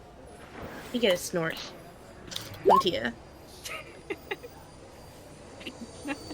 You get nothing from that. She just Yep, fair, gives a fair. slight smile at you. And sensing only a bit of comfort, if he continues. Hane and I, well, you know, I'm a very busy businesswoman. Before, you know, sometimes I needed a little extra help on jobs. Hane's just one guy. I mean, he's great, but he's just one guy. So I hired Hane and a clan a couple times, and they were great. Didn't we have such good times? If he looks over to Hane, hopefully, desperately. And see where the hands are kind of like clasped together on the table in front of her. There's one hand that's kind of shifting back and forth, kind of twisting in the grip of the other one. And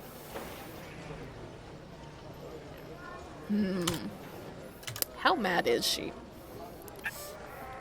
Are you asking me? No, I'm asking the dice. Oh. Oh no. There's just a little incline of the head. Good times might actually be not quite covering it, wouldn't you say?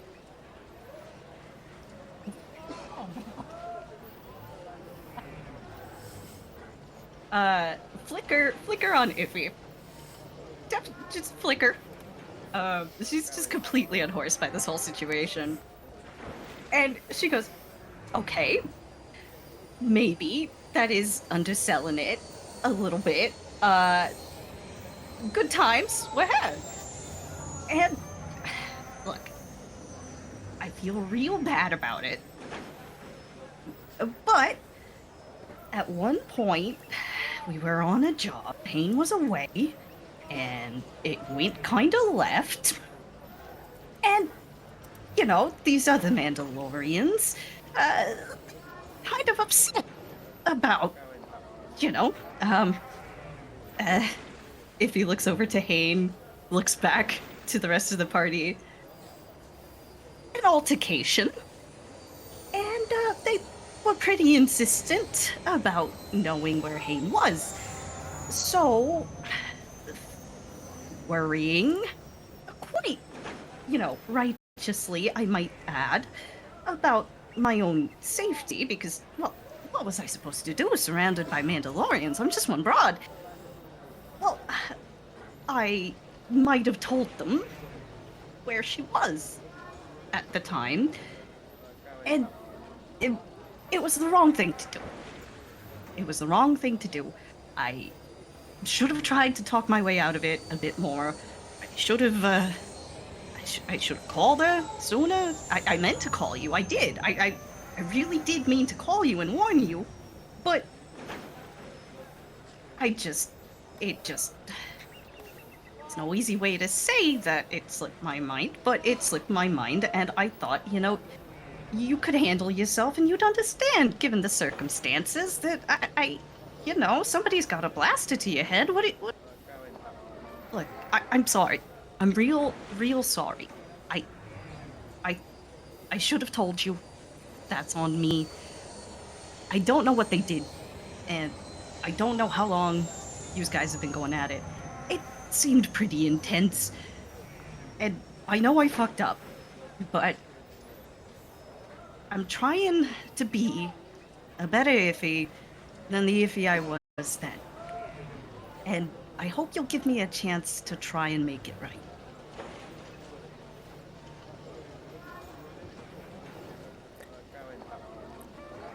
There is a long silence. You see Hayne's head kind of bow, looking at the table, and she's gone completely still. And her fingers kind of tighten around each other to the point where now that you're in a quieter environment and you're all that close to her, you can hear the leather and metal kind of strain against each other in her gloves.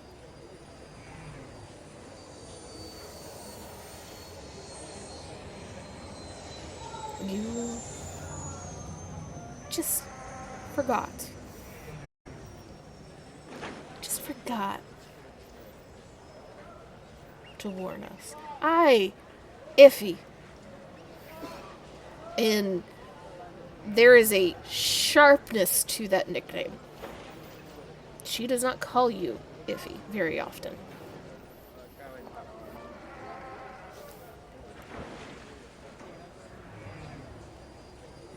I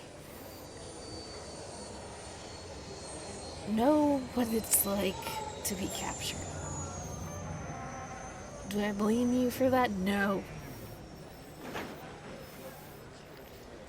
But you sicked a rival Mandalorian clan on us. Gave coordinates to a safe house for Clan Ordo. Do I need to remind you one of the only clans that is trying to side with the Republic? Trying to do, as you say, right? If he's just shrinking by the second here. She seems much smaller than she is. And she keeps glancing to the other two and glancing back to Hayne. And it's a little while before she says anything. Well, she's just kind of processing. And as she sits there for silence for a moment after that, Hayne kind of unlaces her fingers, places them flat on the table as she kind of sits up a little bit straight. And you see her head turn towards Tia and Vialexa again. And there's just this very clear in body language thought. And she reaches up and actually pulls off her helmet and places it down on the table beside her so that you can see her face. And let me see here. Here.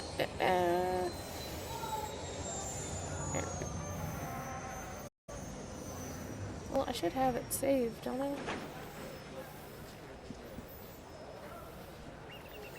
Do I? Yes, I do. You can see a kind of olive-skinned woman with dark brown hair and very pale eyes. You can see there's a few scars that kind of go across her cheek and down to her neck. And her hair is pulled up in this very tight, messy bun from being under the helmet. And she looks at Iffy and immediately Vialexa and Tia, that's betrayal. That is bone deep hurt on her face. And as she places her helmet to the side and kind of rests her hand on top of it, she turns and meets Iffy's eyes.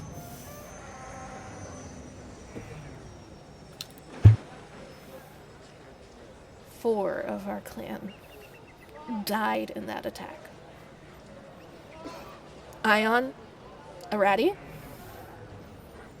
the ones that helped out sometimes, you played cards with, dead.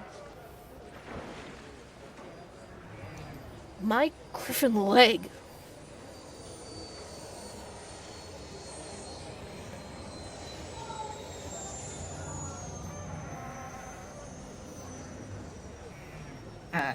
As the names are listed, Iffy kind of flinches with every one of them, and at the mention of the cards and the leg, she's just like head resting in her hands now. This is she's not doing well.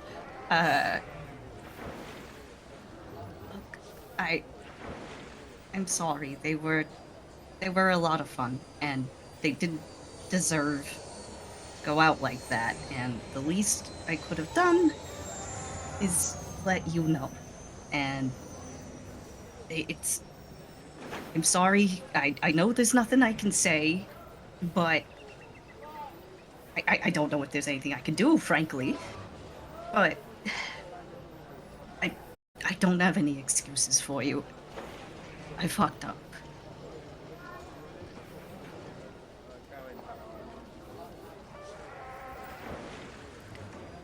How are Tia and Vialexa handling this? Vialexa just kind of whistles and turns to Iffy. Wow, I'm surprised they're not dead already. She has all rights to just shoot you now. Ooh. Yes, Tia, who had a very steely gray, like her eyes were just steely gray, very neutral expression, serious. Her hand just kind of slides into her pocket at hearing Vialexa's words. Her hand's just resting in her pocket. You know? Casual. But yeah, Tia has a very, like, steely expression on. As Vialexa says that, there's just this very sharp look that Haynes sends her direction out of the corner of her eye. And there's something in the expression that you're not fully certain if it's surprise or frustration.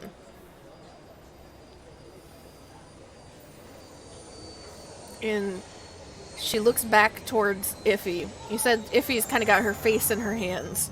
Like, assuming like elbows on table and everything. Yeah, elbows on table, like fingers against forehead, kind of thumbs by the temple situation.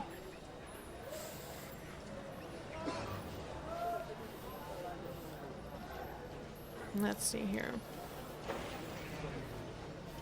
Joe, roll me a d20 really fast. Let's see how fast Kane's going.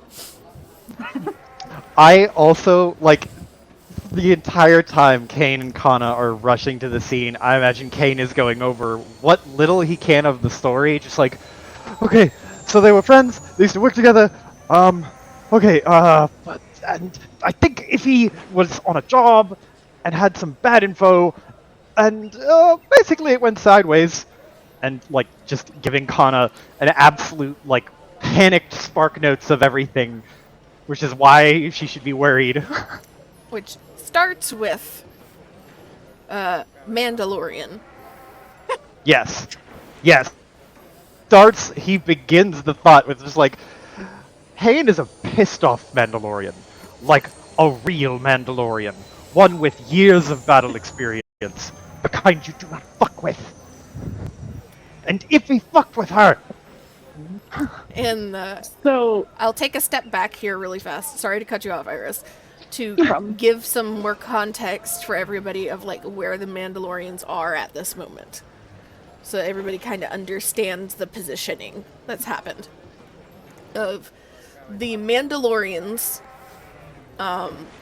in one of the previous wars a couple hundred years ago, were kind of divided and split up pretty good, to the point where up until the past, like about 10 years, 15 years before this war started, they weren't considered to be a super big threat.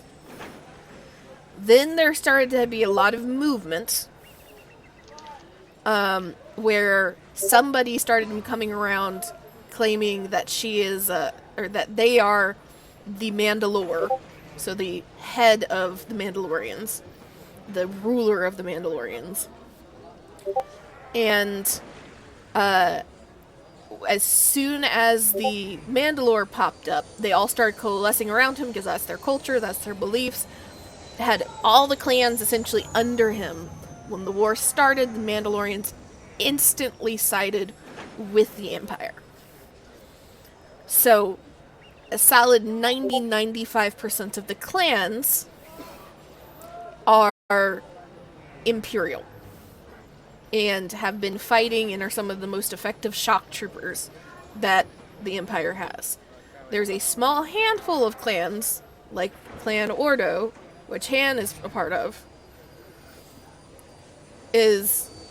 are trying to side with the Republic, are pushing back against the concept that this particular Mandalore is actually the Mandalore. Saying that he is not who he says he is not a rightful ruler, all that type of stuff. So they are by far the minority, and there is a particular hatred from the Imperial Mandalorians against the Republic Mandalorians, because they are betraying their people in their eyes. Also, I rolled a 12. I was gonna say, she was rushing after, but not running, right? Not fully understanding, like, okay, what's going on. Then he says Mandalorian, and once they're out of the building, right, she pulls off her heels and starts running with me. Yep.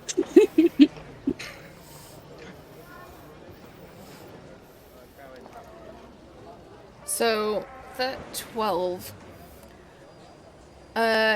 You guys are fucking, as soon as you're out of the casino, bolting through the town. And, Kane, you're seeing Iffy's tracker move and then settle into the market street. And it's kind of the far end of the market street. And you're kind of dipping and diving and darting around people as they're moving. And you just kind of come to the main square area. So you know Iffy is there somewhere. It's not quite strong enough to exactly point you in the exact right direction. So both of you really quick give me perception checks, 3 purple.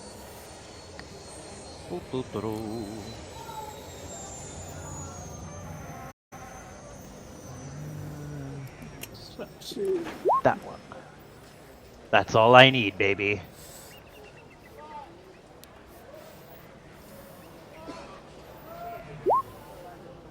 get Oh shit, a city. triumph! Hey! So, both of you, as you're kind of standing at one end of this square, look around, and what you both notice first is the fucking bright pink Vialexa at a table. She's kind of hard to miss. And then you see there everybody else there, right as you see this woman who, Kane, you know, you've been around this woman before. Not for long, but a little bit, and enough to know she doesn't like taking her helmet off in public. She is of that belief where you don't take it off unless you're around, like, friends and family and, like, you know, clan. But she has her helmet off, and you see her reaching out and grabbing Iffy's arm. And Iffy, she reaches out and you feel the fingers wrap around a little bit below your wrist and just pull. And very much to kind of like, she's not going to let you hide. It's not rough. It's not mean. But let's be real here. You're not going to be able to break her grip. What are you talking about? I've been going to the gym. If he will look up, she looks up, but she is still pretty small, you know? And she kind of holds your arm for a second. And there's a calculation on her face. She is meeting your eyes and not letting you look away. As soon as your eyes start to dart in a different direction, she kind of shifts to follow.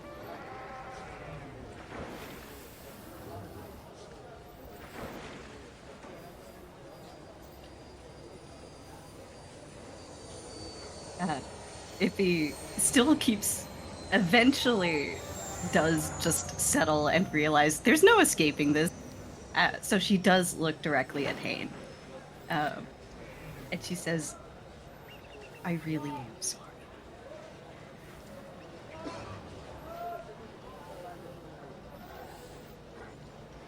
And you see her kind of take a very slow, very deep breath.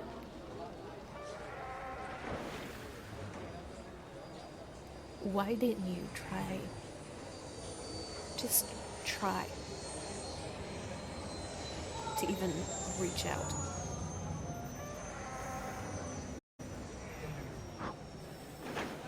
If he breaks eye contact for a second to glance over again, looks back. I don't have a good answer for you. I was gonna do it. I thought to myself I should do it, and I didn't. I don't have an answer other than that, and if I tried to give you another, I'd just be lying, alright? I don't have a good reason. I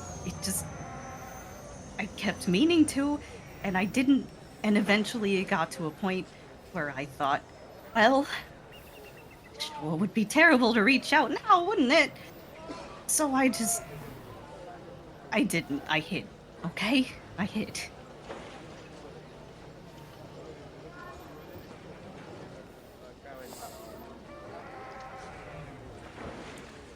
Kate and Connor, do the two of you try to get any closer, or are you just kind of watching from the distance now?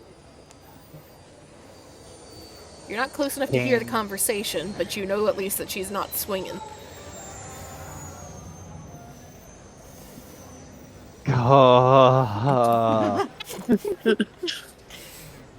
There's a moment where I just about rush forward and I catch myself on my heel and I'm like, ah, shit. The element of surprise would be good to have. Oh, damn it! And he just like duck to the side and just stay hidden, but quick, or it's like a good like 40 to 60 feet away, somewhere around there. Do you want me to move them closer? She doesn't know me. If you can. She holds out her hands expectantly for her lightsaber.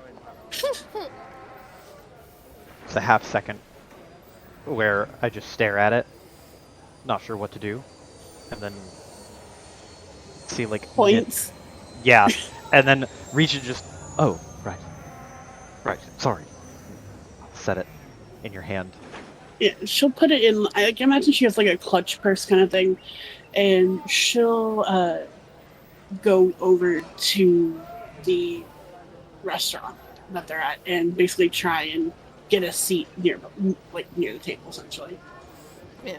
So Tia, Vialexa, and probably not Iffy. Let's be real. You all see Kana kind of come up to the waiter and talk to them for a brief moment, and he takes her over to a seat a couple tables away. Again, it would be hard to hear the conversation from that distance, beyond just kind of the general kind of murmur of sound, unless they raise their voice. Can she sit behind Kane? I'll get a table behind Kane. Behind Kane? Kane, the chick, the man. You can ask the waiter to Yeah. try and get you to a different table. Yeah, I'll pay an extra couple. Crazy. Pay a couple extra credits. He'll move you if you give him and assign him like an extra couple of credits. He'll move you to whatever table you ask. He looks a little nervous about it, and as you sit down, there's like you can see his eyes dart from you to Iffy's table to you to Iffy's table, and as he like takes your drink order and your like hands a menu to you, you get just enough of like him muttering under his breath as he walks away, because you're trying to be vigilant of your surroundings at the moment. You can just hear crazy ass people. And that's all. I fucking feel that, man. Yeah, Kana doesn't look at them as she's heading towards the table, just acting like another patron, you know? But sits behind the Mandalorian woman so that, like, she's kind of in range if needed to be. Mm-hmm. Kane, you're just hanging out at the fountain then? Yes, he is skulking, trying to stay out of eyesight, but like trying to stay out of eyesight of Hain, but within eyesight of the group, so that he can spring into action if things go sideways. Mm. Well, I'll tell you right now, Tia does not notice Kana. Tia is like keeping quiet, but is paying such close attention to what's going on. She is poised, just hand in her pocket. She's in gunslinger mode. Things are getting tense.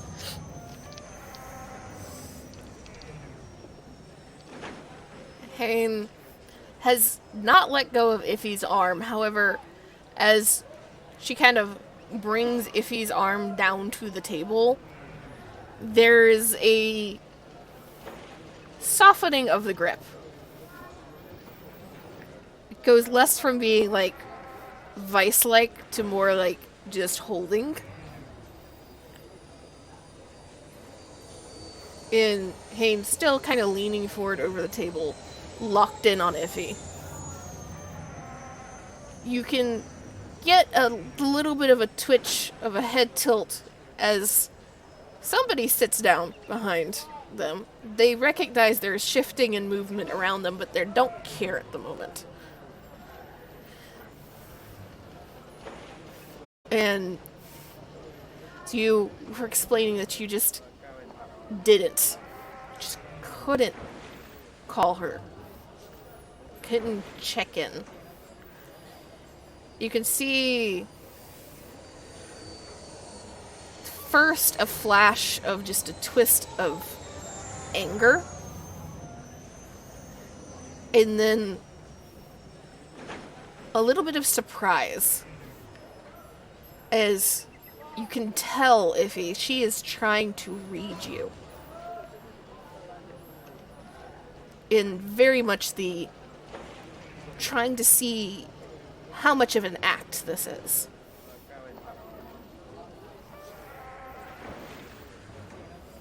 He is actually being 100% honest. It's a rarity, but she's being fully honest about this. Do you try and defend yourself as you recognize this in her face, or do you just let her... Let me see. I think she would. So, when Iffy realizes Hayne is studying her, she takes a breath, she lets out a sigh, and she's like, I meant what I said earlier, okay? I'm trying this new thing where I'm less awful. I'm not lying to you, okay? I'm being honest.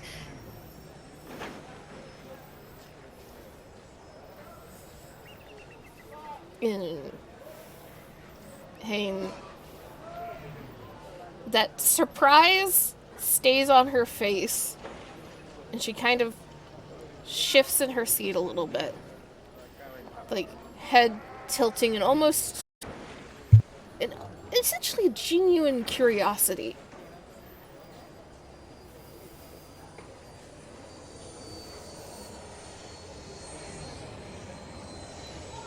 So the Haven Underworld Queen is trying to go in the straight and narrow. I wouldn't exactly call it the straight and narrow, but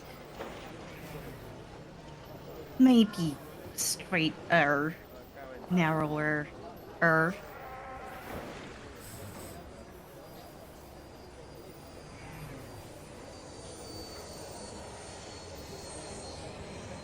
And her gaze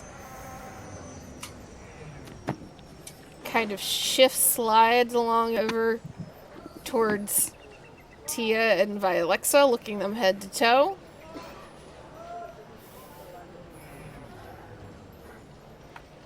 And this straighter, narrower still requires you to have a gunslinger and a slicer with a bowcaster as you play Pazak in a cantina.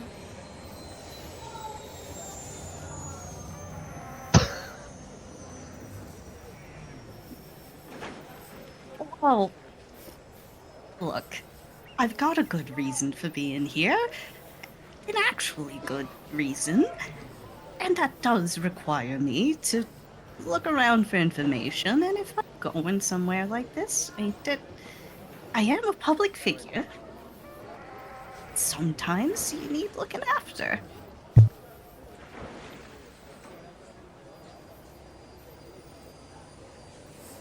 And she'll straighten up just a little bit, still not letting go of the arm. And you can see her start to look around at the other tables. She doesn't turn all the way around. And then, like, around out to the crowds. I'm going to need a skullduggery cane. Oh, stealth. Skullduggery is my preferred. If I'll let you with that one because I said that first. Hell yeah. And you, how many purple? It is. Let's see here. What's your 3 purple? Purple. And for skullduggery. No.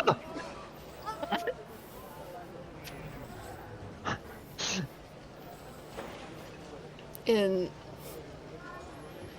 there's eyes scanning the crowds. And Kane, you as soon as you see her head lift and her head start to go on this swivel, you immediately turn your back. And, like, look at the fountain. There's no way you can get to anywhere to, like, physically put something in between you and Hane to be able to hide without immediately drawing attention. So you just turn. And you can't tell for certain, but you feel the weight of a gaze. And if you see Hane just kind of pause, staring out at the crowd over her shoulder. And a twist to her mouth that you can't quite place. And a hidden cane, I'm assuming. Well, I don't go nowhere without Kane. I mean, usually. He's just such a worrywart, you know?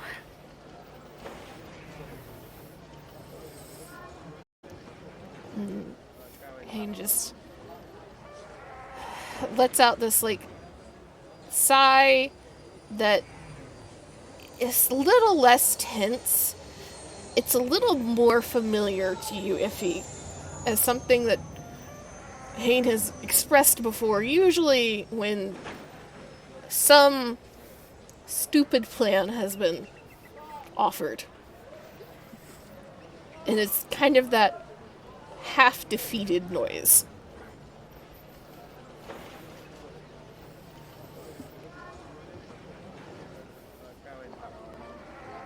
And Hane just shakes her head.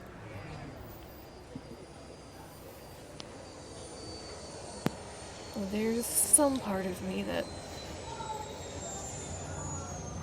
so desperately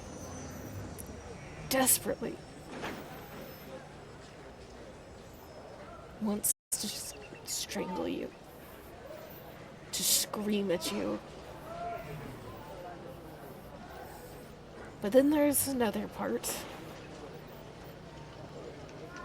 and I don't know why. She kind of looks at you again. Wants to believe what you are saying.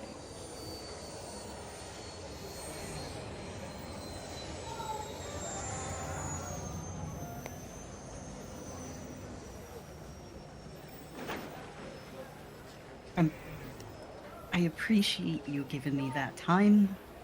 I know it's hard to believe that I wouldn't be trying to save my own career, given what happened before. But I really do mean it when I say I'm trying to turn over a new leaf here. And if there's anything I can do to make it even a little right, I don't know how.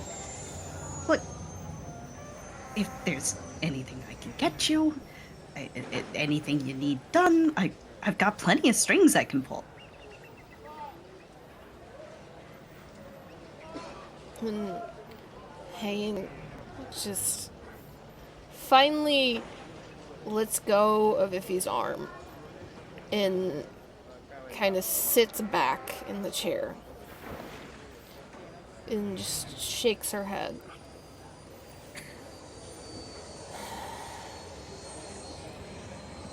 I can't ask anything. Never have been able to with you.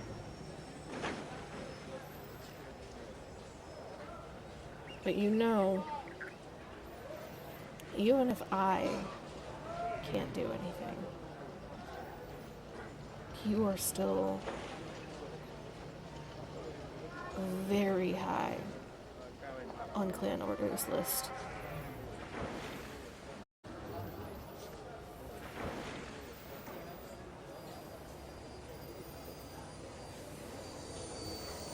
If he takes a second, deep breath, sigh. Oh, that only makes sense. I guess Alexa has a point.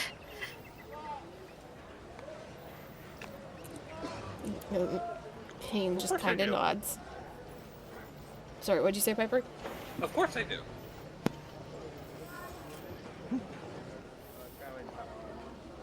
You might be safe while the war's going on, but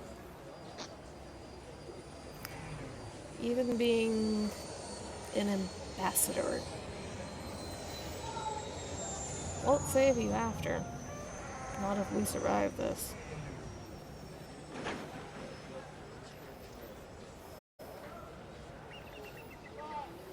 Well, you're gonna survive. I mean, I've seen you take down like 20 guys in a fight. Obviously, you're gonna make it through. But thank you for the warning. You sure there's nothing I can do for you?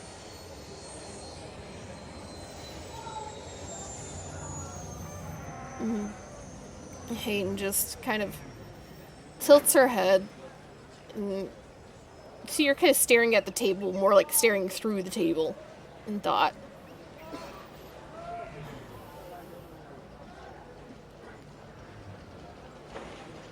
What brings you all the way out to build Bringy? And no, no matter what you say and joke about, this is not your type of place. Not really. Zach, it's not too far off. You get 100% the, like, really expression.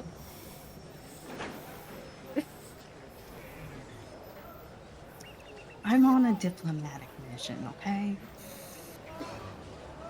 We're looking to secure some Bacta for the front. And we thought maybe there was some people who were smuggling some bilberry. And they might be tied up in another situation we would help Paramount recently. So, like I said, it's a good reason.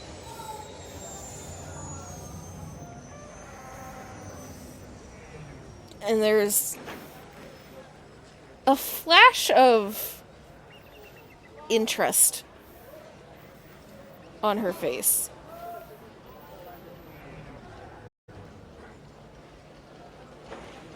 Diplomatic mission, huh? Well, maybe there is something that will help both of us. At the prospect of a solution, if he slightly ratchets herself up by like 20 degrees. She's like, what are you thinking? You know I never turned down a deal. No. If you're here doing the good work of the Republic, so am I. I've been hired as a bodyguard for a certain ambassador. Ambassador Regi. Vialexa, that immediately rings a bell for you. Is that in the list of NPCs that you just gave me? Yes. Scrolling, scrolling, scrolling. I did look at these, but I have not committed them to memory yet. Yeah, that's fine. Ouija. You know how you had one of Oh.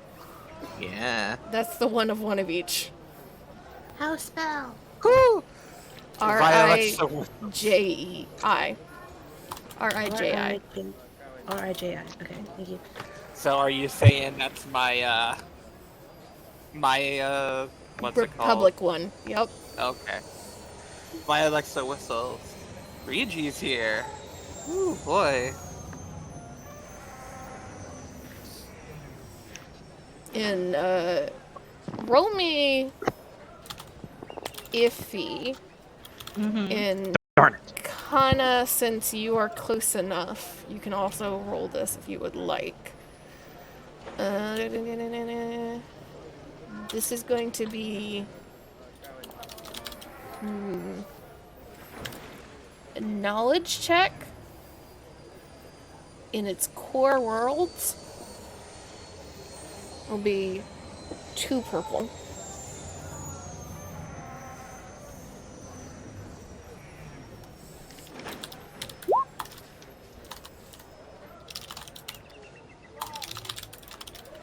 Doing great.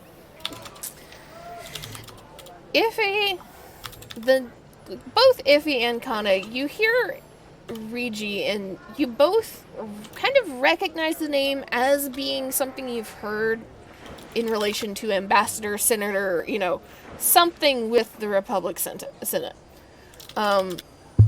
Iffy, you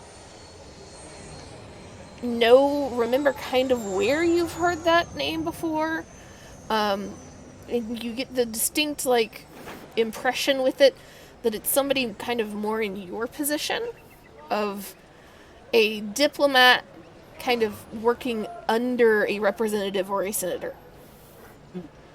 Somebody that's kind of, a step or two removed, but still in that game. And as you kind of whistle and respond via Alexa, you get this, eyes darting your direction from Hain. And there's a silent question, but she doesn't verbalize it. She nods. We're here trying to make a few deals, I guess. Yeah, there's some players on this world that, even though it's Republic, no place is ever fully in one court or the other. They're trying to, I guess, shore some things up from what I understand. I don't see why we don't just kill them and get it over with, but... Well, sometimes that just makes a mess of things. We don't make messes. Mm-hmm. You get this, kind of slight shrug from Hain. Yeah, we don't want to make messes, but at the same time, she's a woman of action. The diplomatic things is not necessarily her favorite thing. It never has been. Anyway, if you're here trying to make a few deals, maybe somehow the deals can benefit each other.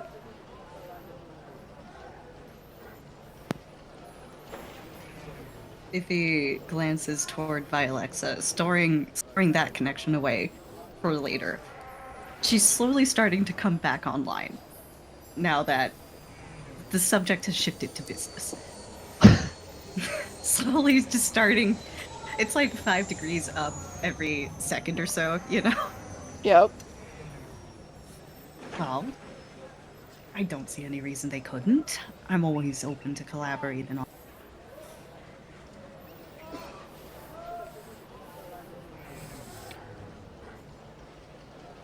Should I go find the ambassador and tell him that he'd like a meeting then? If he glances toward Vialexa for a second. She doesn't say anything, but you can see her eyes shifting back toward no. Silent screaming. If he has found herself in a position. A hell of a position here. A rock and a rock. A rock and a rock, and they're both hot. There's 3 rocks and all of them are hot. Like a fucking rock massage over here. She gives Vialexa an apologetic look. And she looks back to Hain and she's like, yeah, that'll do. We can talk business.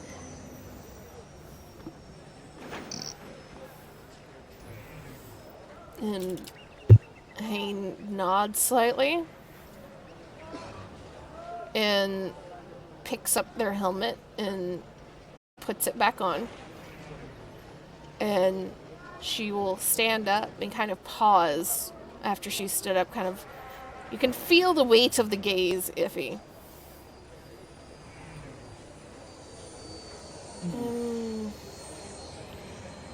We should probably get a drink without your friends around at some point.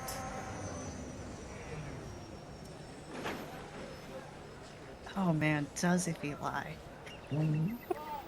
She's trying not to. She's trying to lie less. I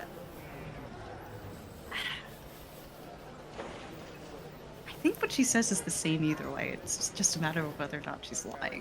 Whether or not she needs to make a deception check or not? Yes. I think she'll. Okay. If he says, yeah, I'm sure there's gonna be time for that at some point, and it really is good to see you again. Do I need to make you roll a deception check or not? It's not the full truth, so I think that does qualify. Okay. Roll, since it's not the full truth, deception at 2. Alright. Deception at 2. Okay. And where is it? There it is. Thanks, Iffy. There's just that slight break in Iffy's voice at the very end. And you can see the shift in weight from Hayne as she stops to consider saying something in response.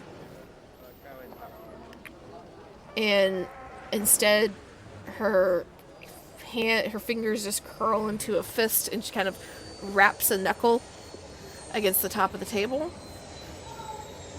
and just turns without a word and walks off. And as she walks through the market, out of the restaurant, through the market square, she does walk within earshot of Kane. She raises her voice just enough that you get that vaguely familiar voice through a helmet modulator, Kane, of good to see you're alive, at least. Kane, like, jumps for half a second. And she keeps walking. She didn't even stop as she spoke. Oh, God. I put my hands on my knees and just breathe for a second. I have no idea what transpired in the conversation, so that seems to be, like, probably the easiest way to have that interaction. I'll just run over to Iffy and everyone now, and then just look around and... Okay. I don't think we got here just in time, but we're here now. I told you we didn't need you. We had it handled. Oh. Okay. Okay, you know what? You did have it handled. Good. Glad to see that it all turned out all right. Look at Iffy to kind of gauge how much of her soul is still there. I would say it's at like 40%.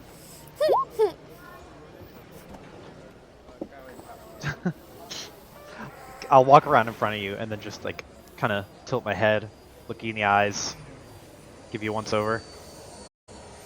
Yeah, I think things seem to have gone all right. I can still see color in your eyes. That's good. That's good. He wants the chair directly in front of Iffy is now empty. If he's still taking a second to collect herself, I imagine that she ordered a pitcher of sangria when the drink order came through. She's had like 4 of those glasses by now. They just left the pitcher. They just left the pitcher. She's drank most of the pitcher by herself at this point, I imagine. She's not drunk. She's just gone through most of this pitcher. She's well in the realm of tipsy, though. Yeah. She's... Kate. I don't know, man. I don't know. I don't know. Just I'll reach out and put a hand on your shoulder and just pat. It's good. It seems to be handled. I don't know how. I Oh, I'm getting a sinking feeling in my stomach. Did we agree to something? We're gonna do some collaborative work. Okay, we did agree to something. Okay. It shouldn't be too bad. We're working with an ambassador. Okay. No, you're gonna get betrayed by Ambassador. Idiots. Well, I don't want to say that it would kind of even things out. But it kind of would even things out. If he picks up her glass of sangria, and I think she just starts walking. Hold up. Take a seat. Yeah, fucking Tia is just gonna like, fucking if he gets up, Tia's gonna stick a hand out, fucking catch her around the waist, and yeah, that fucking Tia just fucking catches her around the waist and just puts her back in her seat. You guys both reach up and catch her, and then you just hear, like from behind you, Kane just goes, "Do you see why I'm like this now?" Right. Well, Tia, who is like spinning her blaster on her finger, just like holsters it. Before she doesn't really holster, she kind of swaps it to her other hand and starts spinning that one as she props her chin on her like palm and like faces by Alexa. He's like, all right then. So, what about this ambassador? Would you like to tell us your side of the story? Mr. Azim, Ambassador Azim Rija. And she kind of smirks as like she gets a drink and just takes a sip. Yeah, if he hears I'm here, you're not getting any help. In fact, he's gonna do everything in his power to hinder you. Oh. Oh. I was trying to warn you. There's never any way to make things easy, is there? Then he just needs to not find out you're here then. More fake identities. We could do this. I sorta told Tane her name, and she's not a good liar. Oh, even if she was, I don't think she would cooperate in this one. No, she wouldn't. She don't got much reason to. I really fucked that one up, didn't I? I tried to warn you, but your greed won out. You're gonna get punished for that one. Tipsy Iffy is now a little deeper in her feelings. And she goes, yeah, I guess it kind of did, didn't it? I guess it did. Yeah, it did. I guess it's the sort of person I am, ain't it? Yeah, No. Just we're gonna make the best of this. We're all here in this together, whether we like it or not. We'll sort things out. See, Connor's got the right idea. This is bad, guys. This is Yeah, it real. is. Real bad. Look, we have been through already in the past month, a war zone, a murder, a horrible desert planet that I never want to go through again. We encountered a Sith. We've already done a bunch of things we had no right surviving. What's one more? Right? At the mention of the Sith, Iffy just goes very quiet. And, like, her hand's just kind of shaking around us at the point, and she's not saying anything. Triggered that PTSD. Look, we're not on a war zone. We're in a social situation. This is where you're best at, right, Master? Yes. This is it is your Jedi temple, sort of. I don't know a good comparison for this. Hana gives the Jackie Chan what the fuck gift. It's like, the fuck? I'm trying to be supportive.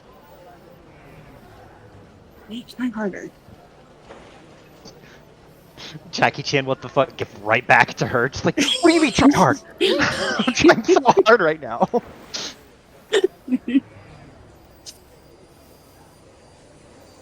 If he is still not talking.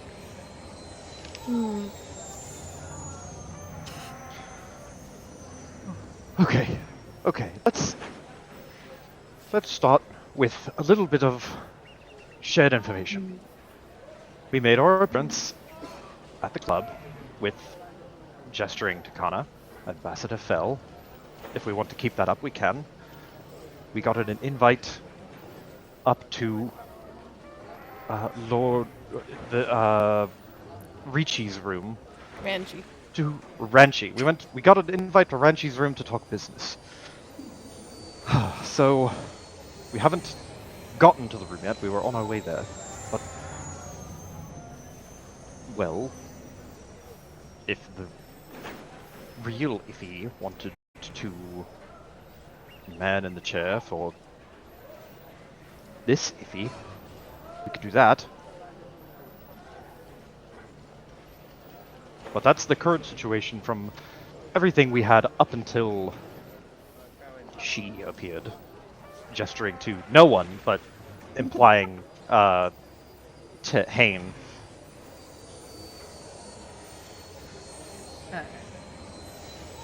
If he looks up at Kane as he's talking, glances over to Kana as Ambassador fell back down to what is now a glass of water, which she does take a sip from.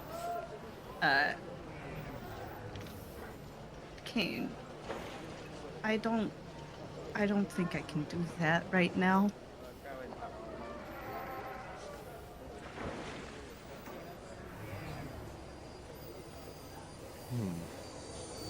Let's take the day to rest. We just got here and we already got to work. Take the day to rest. Good. Looking at the picture of sangria and like pick it up, see that part of the ice is melted. Some of the it's mostly fruit and not actual sangria anymore. Kind of shake it. I think we need maybe some more of this and maybe some more. Just water would be good. If he lifts up her glass of water. Jeez. If Tia lifts up a glass of half-drinking sangria, she just swapped their glasses.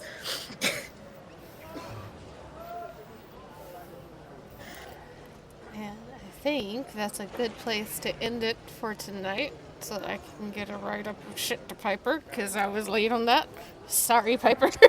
No, that's okay. I ad-libbed. I improvised. I don't know if it's true, but It's true. It's true that okay. because of that shit, he does not like you. But I'll get you the write-up before next session.